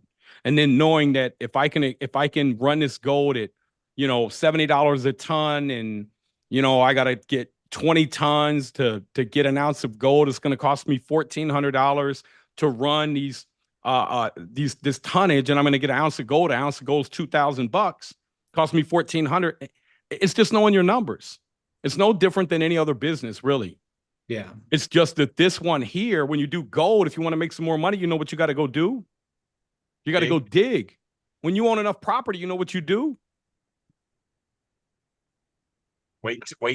You just enjoy life, man. And I'm not telling you you're not going to have problems, but you can hire and train people to deal with those problems for you. Like, I don't even look at my profit and losses. I pay somebody to look at my P&Ls every month, and I pay them to put the budgets together. I come back and approve them. They're called asset manager. I have an asset manager that manages my assets, that manages the property management companies. That's a buffer in between me and them. And I have certain things that I tell them, hey, call me if this goes wrong, right? But I didn't start there. I started off doing everything myself. And so that's what I'm telling you guys, the skill set when you're building from the ground up. You want to understand all the different layers of things that you're going to have to know over time. Because if you don't, then you're counting on other people who are so-called experts. Yeah. And man, they're not always experts. A guy come, oh, you need a whole new HVAC unit. Or, one of our students, they wanted $20,000. They wanted to tear off her back deck they wanted $20,000 to fix her sewer pipe. And that wasn't including putting the deck back, the landscaping. That was just to fix that. She posted in the group what it was. And some people in there, wasn't me, myself, I don't know who it was, may have been Chad, gave her the solution, cost her $800. So it's knowing how to solve these problems efficiently as well. Cool. Thank you. Mm-hmm. Of course, man. Thank you, brother. Where you from? Las Vegas. Vegas, baby. Vegas is booming, man. You got a lot of California people coming there because they don't like the tax. I mean, Vegas is going to continue to boom. You got to find the right market, probably just north of the stratosphere is really a good area to invest in. Last I looked over there, there are pockets over there that people that are in our private group invest in, and they know what zip codes to go to. They know what streets to buy in, down to the street. Cool. Thank you, brother. Yeah. Sweet. All right, Nate. That was most of our questions, actually, Nate. Man, awesome, man. Well, I just want to tell you guys, look, man, it's my hope that you left here more knowledgeable, and that at least I planted a seed in your head that you start thinking about your future and how you can change it. And I don't care how old you are. We got a guy, if Greg Burks, is he on here? Greg? Hey, man, thank you, Ron. Look, Greg Burks, then we could talk about, he's probably mid to late 50s. And he's been in Academy 3 years, man. He was one of the first people. He just got his first deal, though. He was really cautious, right? And his first deal, he's making $100,000 on, though. It's never too late to start. It's not. And your journey, and he's a painter and a subcontractor. He's in Indy. He's actually our city president for Indianapolis.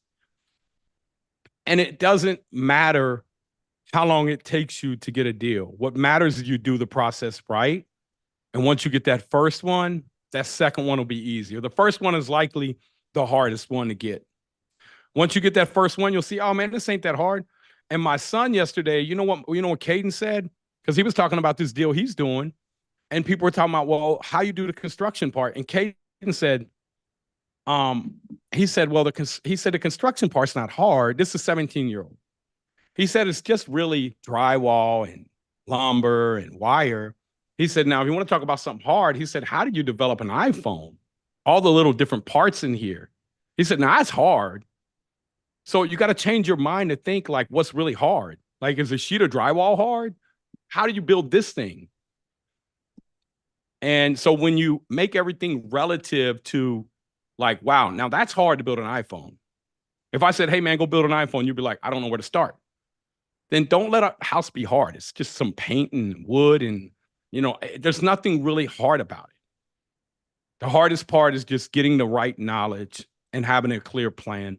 And your plan shouldn't be, I'm going to buy a house. Your plan should be, I'm going to lay out my next 5 years, and here's what I plan to accomplish. It could be, I'm going to get my first house, but after that, then what? Right? So Thursday at 12 o'clock, you can use this exact same link. For those of you that were saying, how do you find deals? My partner, Jirius, that was on earlier, it's got over 30-something million in real estate. He's going to show you guys how to find deals. This is what he's really good at. He's wholesaled over 1,000 deals. He's better at it than I am, much better. And so 12 o'clock Eastern time, this same exact link, you can use it to get in, and he'll answer all your questions. He'll probably even find you a deal if you get on there. You give him a zip code. He's going to pick out some zip codes. Probably, I don't know what he's going to do this week, but I would assume he's going to do that. Matt, he's in the academy. He got in about 3 weeks ago. He found a 56 unit portfolio he's underwriting right now. He just commented in there.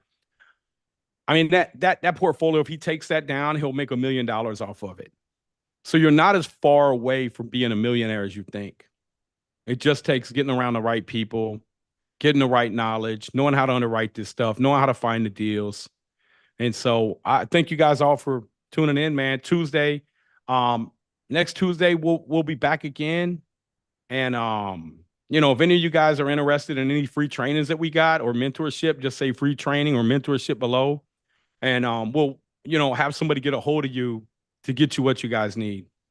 Love you guys, man. Donald, thanks again, man. Oh, one more thing. iPhone 2 did have a question up there. I seen he had a hand up. Can we answer his question?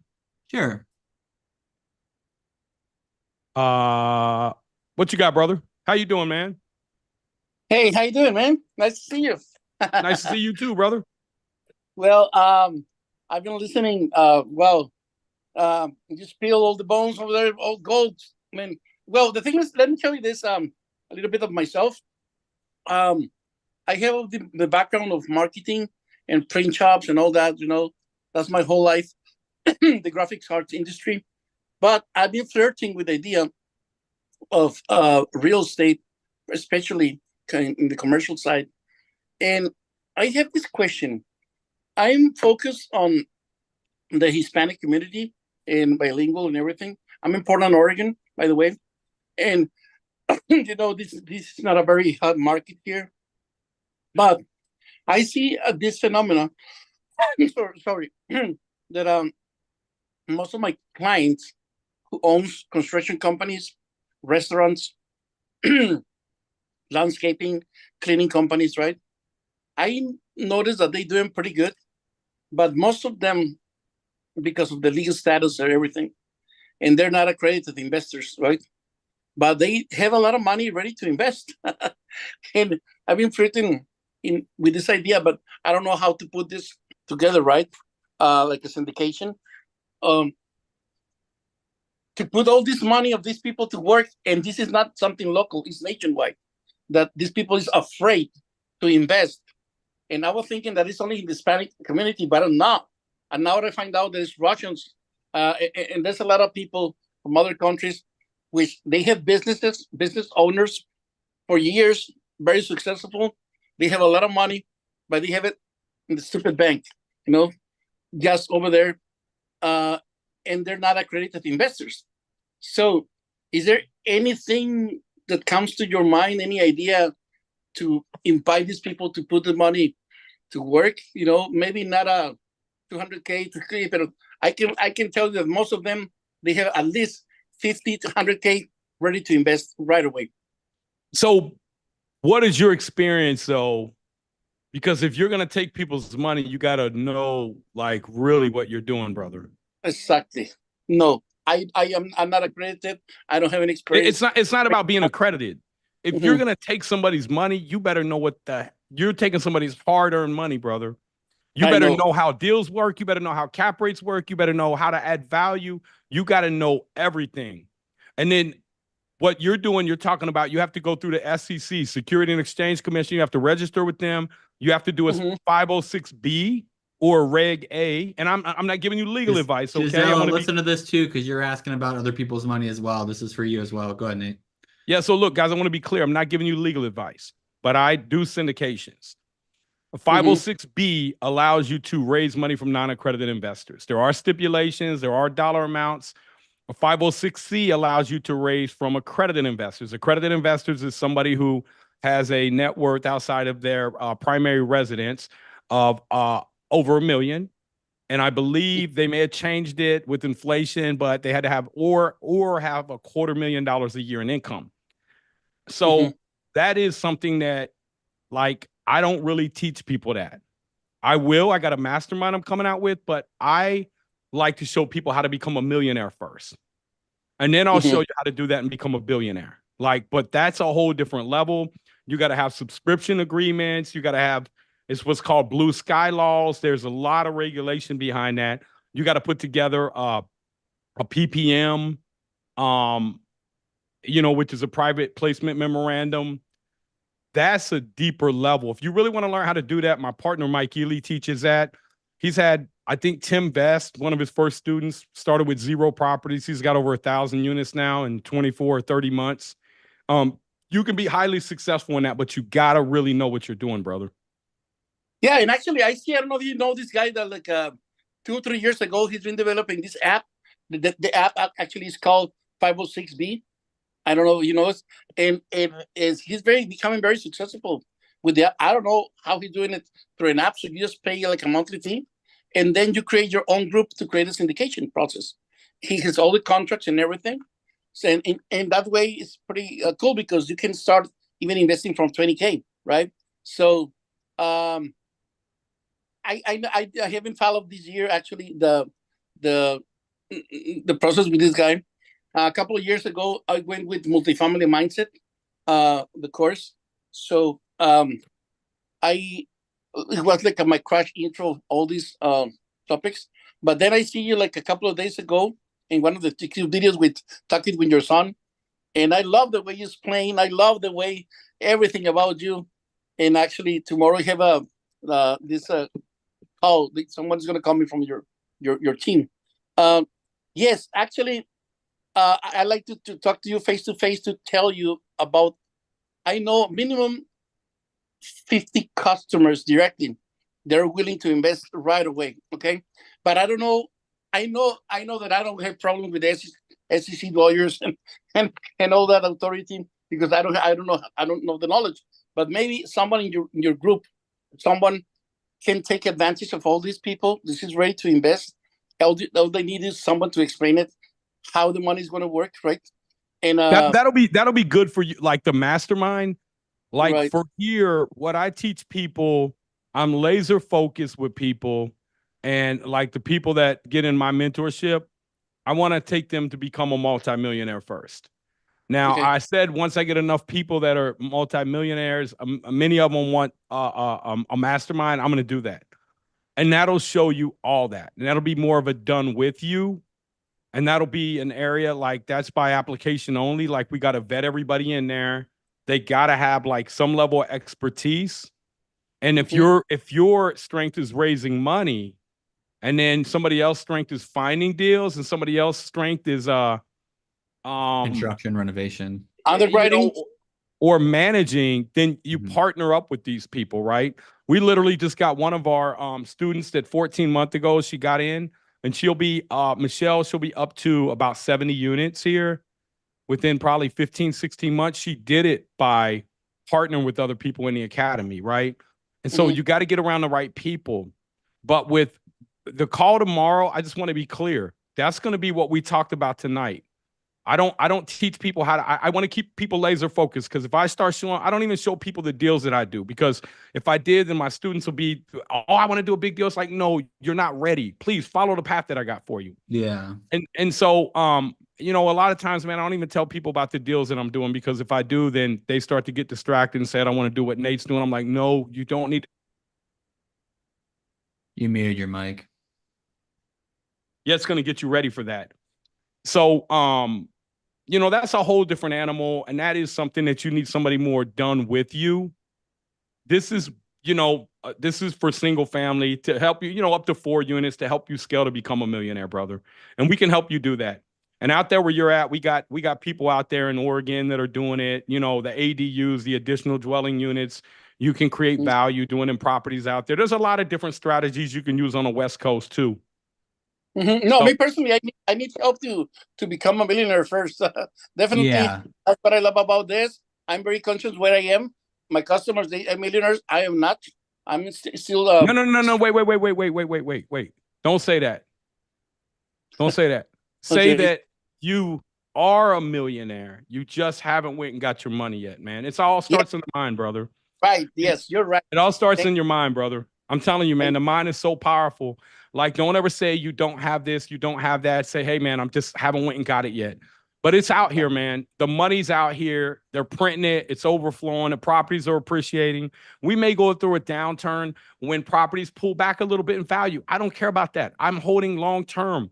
And the rents will continue to increase because if we go through a cycle like in 08 when you had a lot of foreclosures, people that lose their houses have to come and rent, which pushes the rental value up. And so you're insulated from risk if you buy right and you buy in the right areas, man. So, Yes. But again, that may be something that if you really are serious about that, like what I teach people probably isn't the right fit for you, brother. But I mean, what I can show you is how to become a millionaire.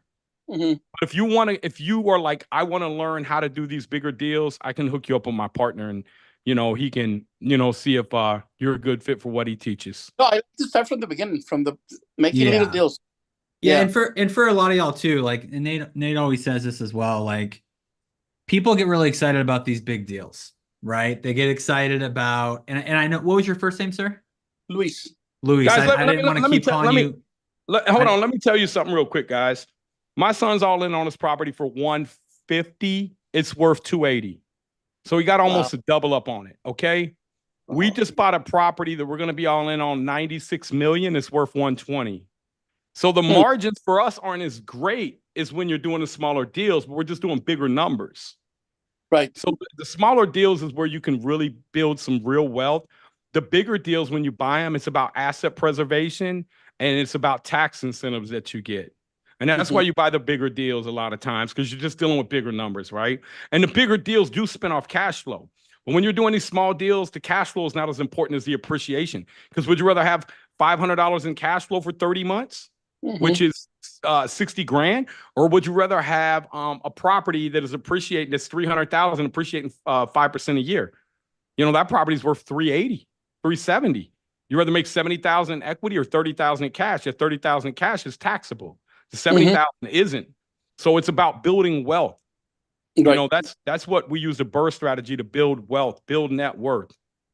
Accelerate the process. Yes. It's a no-brainer. Yeah. So, hey, man, I want to thank everybody again. And thank you too, brother. And let me know how that call goes tomorrow, man. Hopefully we'll see you in the community, man. But I do want to, if you get in there, brother, I want to keep you really focused, okay? Because one of the biggest things that I see in failure, including myself, and I was listening to poor people. I was bankrupt. I was went to prison selling drugs. I grew up poor, and I thought this guy went to college and he's a financial advisor. Surely he knows better than I do, and I was wrong.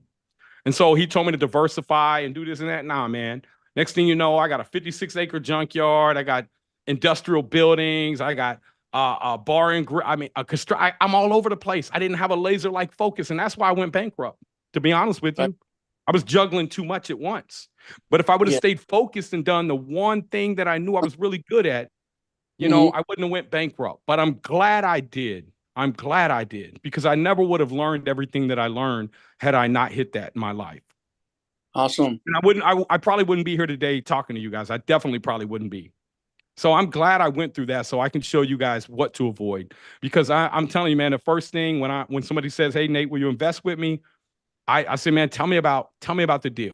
Okay, tell me about what could potentially go wrong. Tell me about what failures you've had in life. I haven't had any. Well, I don't want to invest with you then. Because I want people that have failed. Like, dude, I did this and I failed. I did this and I failed. What did you learn? Those are the people I really want to invest in. Because I don't know any successful people that haven't failed. I don't. And I'm talking wealthy people. So, for example, in my case, that my strongest skills are all basically advertising, network. You're a social net- deal, brother. You're a deal maker. I can tell talking to you. You're a deal maker. You know how to put the people together. Yes, Right? everything. So that's your strength. Actually, I know underwriting too a little bit. With big buildings that applies basically the same for the same formulas. I noticed that the same formulas are for the big and from the small real estate. Basically. So obviously the syndication is more complex, but it's almost the same rules, in real estate. That's what I'm being comparing lately. So yes, this time I like to take action, but I just want to start doing something, today, because I'm still here where I live. I'm renting, Yeah. So- yeah. And Hey, I but was- listen, man, you're here and you've been on this call and you want to learn. And so I'll tell you what, man, if you get in and you go through the whole course, and when I launch my mastermind, if you want to get in that instead, I'll credit you the amount that you pay towards your mastermind. Okay. If that's the place that you need to be in, right? Okay. But you're a guy who networks, but I don't want you to take anybody's money without knowing exactly. I see so many bad syndicators out here take people's money, man. Oh, And yeah. we had I was talking to my partner Steve, and he said we were raising like $61 million on this deal, brother. And Steve and Matt and Robbie, my partners over at Venture, man, they're amazing, man. I watched these guys come from 12 units, brother, in 2012. And today they probably own more apartments than I do. Now I own Really? hotels too, yeah. Wow. But they said, Nate, we called one of our key investors and they said, man, I don't know about doing any more syndications. I'm in 12 syndications. You guys are the only ones that are paying. Right? And so there's a lot of bad syndicators out here. Don't be one of them. Learn how to really underwrite your deals. Cool. So, hey guys, All look, right. man, it's been great. I love you guys. Hey, iPhone 2, what's your name? Luis. Luis. Thank you, brother. I appreciate you, man. Look forward to seeing you in the group if you get in. Anybody else that's looking to get on a call tomorrow, next day, and see if what we have is a good fit, I'd love to get you guys in there. Hey, Jarius, man, what's going on, brother? Can you unmute Jarius? What's going on, man? brother? No, hey, how I you just doing? got- How was I practice? just got home today? from soccer practice a few minutes ago. Yeah, and football too, man. Why, And man, you football. got your kid doing double. Dude, it's a lot, but it's fun. Yeah. So, Jarius, tell them a little bit about what you're going to cover Thursday at 12 o'clock. Thursday at 12 o'clock, I'm going to be showing you guys how to find a deal with little to no money. I'm gonna call people who in here has cold called before or whatever else. But I'm gonna be calling people, showing you exactly what I look for. Nate, it is crazy in your background. It's like a light show. I know, bro. It's heat lightning, bro. I'm about to jump in the pool, bro. It is freaking hot out here. I'm sweating, man. No, but I'm gonna be showing you guys exactly where I look for in the filters. Oh, hold on. I better not jump in the pool with lightning. In the filters I use to Yes. find people. It was cool. Last Thursday's call, I actually set a seller appointment and met with somebody that was interested in selling their house. They want too much, but it doesn't matter. It's about the reps at this point. And I want you guys to put the reps in and get used to talking to people. So, Jarius, how are you going to show them? Are you going to set appointments for the people on the call that give you a zip code? Or tell us how you're going to do that Thursday. Yeah. Or is it, or is it something my you don't want rules to are tell them yet? simple. My rules are simple. You drop your zip code. If you have your camera on and you promise to go to the appointment, I will call 5 numbers in your area code, in your zip code to we'll work on setting an appointment. But you have to have your camera on and you have to be willing to go. Call 5, and then I'm gonna move on. These calls are live. Like I don't know what's gonna happen. Like there might be 5 no answers. There might be 5 appointments. It's hard to say what's gonna happen. But what I'm showing you guys is a fraction of what it takes to get a deal. And one thing I want you guys to understand is like people really underestimate the amount of input it takes to get a deal, to do it. And don't underestimate it. And we spend so much of our time building other people's dreams and working for other people and doing all this and that. And all I'm asking for you guys is to hang out with me and also to hang out with yourselves and carve out time to make phone calls and work on bettering your future. And I'm going to show you exactly how I did it. And I've done over 1,000 wholesale deals. So Yeah. That's how I And did it. so, what kind of properties, just to give them an idea, are you going to be going after that's different than what a lot of people go after? Nate, here's the thing is if I tell them now, they're not going to come on Thursday. So this is the big to be continued.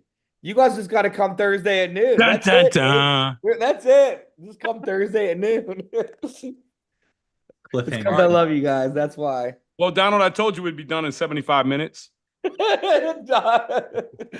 goes, because last week we were like 2.5 hours. Maybe, no, I think it was 2 hours, 45 minutes. And so I Nate still ain't goes, done with my cigar. I'm about to get a smaller Nate goes, cigar. hey, tonight, 60 to 75 minutes. I'm like, all right. I literally go to my wife, Azzy. I'm like, hey, tonight, Nate says it's going to be 75 minutes. Her eye roll was so strong. It like almost came out of her head. She was like, yeah, okay. And I was like, oh, yeah, I guess you're right. But we love doing it. We love answering the questions. You know what I'm saying? Like, we love helping you guys. I And, like, don't even want to leave, man. I just well, tomorrow I got a coaching call from 12:30 to 2 o'clock. My son's gonna break down his deal and his timeline in our private group, and then after that, Jarius, we got a 2 o'clock. We're gonna show people how to get these 0% credit cards for 12 to 19, 18, Oh, 19. is Funding Grow on tomorrow? Yeah. Or Yeah. Oh, it's I news think- to me. Cool. I think. I don't know. I Thanks, mean, that's what's Christoph. on my calendar. he's been Not on mine. He's been hyping it. But no, seriously, guys, we appreciate y'all being here. Nate's vision and part of the vision of our team. And Jarius' vision too, man. Jarius is my partner, man. And Donald, you're everybody, man, on our team. We got 25, 26, 27 people on our team. Like, we don't just do this alone. Like, we have a whole fulfillment team. We have accountability coaches. We have city groups. We have city group leaders. We have, just a lot. We do a lot of stuff for our community because we want to make sure that you guys succeed. Then we have a lot of students too that help us out, man. Like Christos and Rosanna and just, everybody in there really, man, they're all giving back, man. I ain't seen Sean Derringer lately though. Have you? Nah, he's probably like driving trucks. No, on I gotta call vacation. Chris Long too. I owe Chris Long a phone call. But okay, let me finish this thought here, guys. So, because I do want you guys to hear this for next week. So the vision is to create 10 million millionaires. And that's not going to just come from our private mentorship. We have obviously, if you're part of the public Burr Invest Facebook group, that's 283,000 people. Nate and Jarius have 288,000, Donald. Thank We're you growing. for correcting me. 288,000, hundreds of thousands of people following on social media. And so that's our vision, that's our mission. So we do these Tuesday night lives to educate people, to show them about the opportunities of real estate investing. So if you never join our academy, you're gonna be better for coming to these Zooms, and that we can give you some type of nugget, answer something to help push you to your goals, to your dreams. So know that, like, if you never join our mentorship, but you're plugged into our public Facebook group, you're participating on the Zoom, we want to answer your questions. Maybe you won't be able to have like the full spread blueprint system that our academy is. But even so, these weekly Zooms, I know, will benefit you more than what somebody said in the chat. Wow, people are spending 15 hours or, spending tens of hours on TikTok, but you guys are actually spending tons of time educating yourself, setting yourself up for your future and your family's future. So we really commend you guys for that. Yeah, man. Cool. All right, Jarius, you got anything else, man? Yeah, I've got a lot. Donald, you ready, buddy? I'm just kidding. No, I've got Have a nothing. good night. No, man. I'm gonna mute No. both of you. Thanks for hanging out, guys. It's amazing. The cost to join, it just depends on what you're looking for. Justin, somebody can reach out to you. I can promise you it's going to cost a lot more to not join anything. But that's just my 2 cents. All right, Donald, why don't you just end this before Nate says something else? No, All right, no. Tuesday noon or Thursday noon Eastern, Tuesday next week.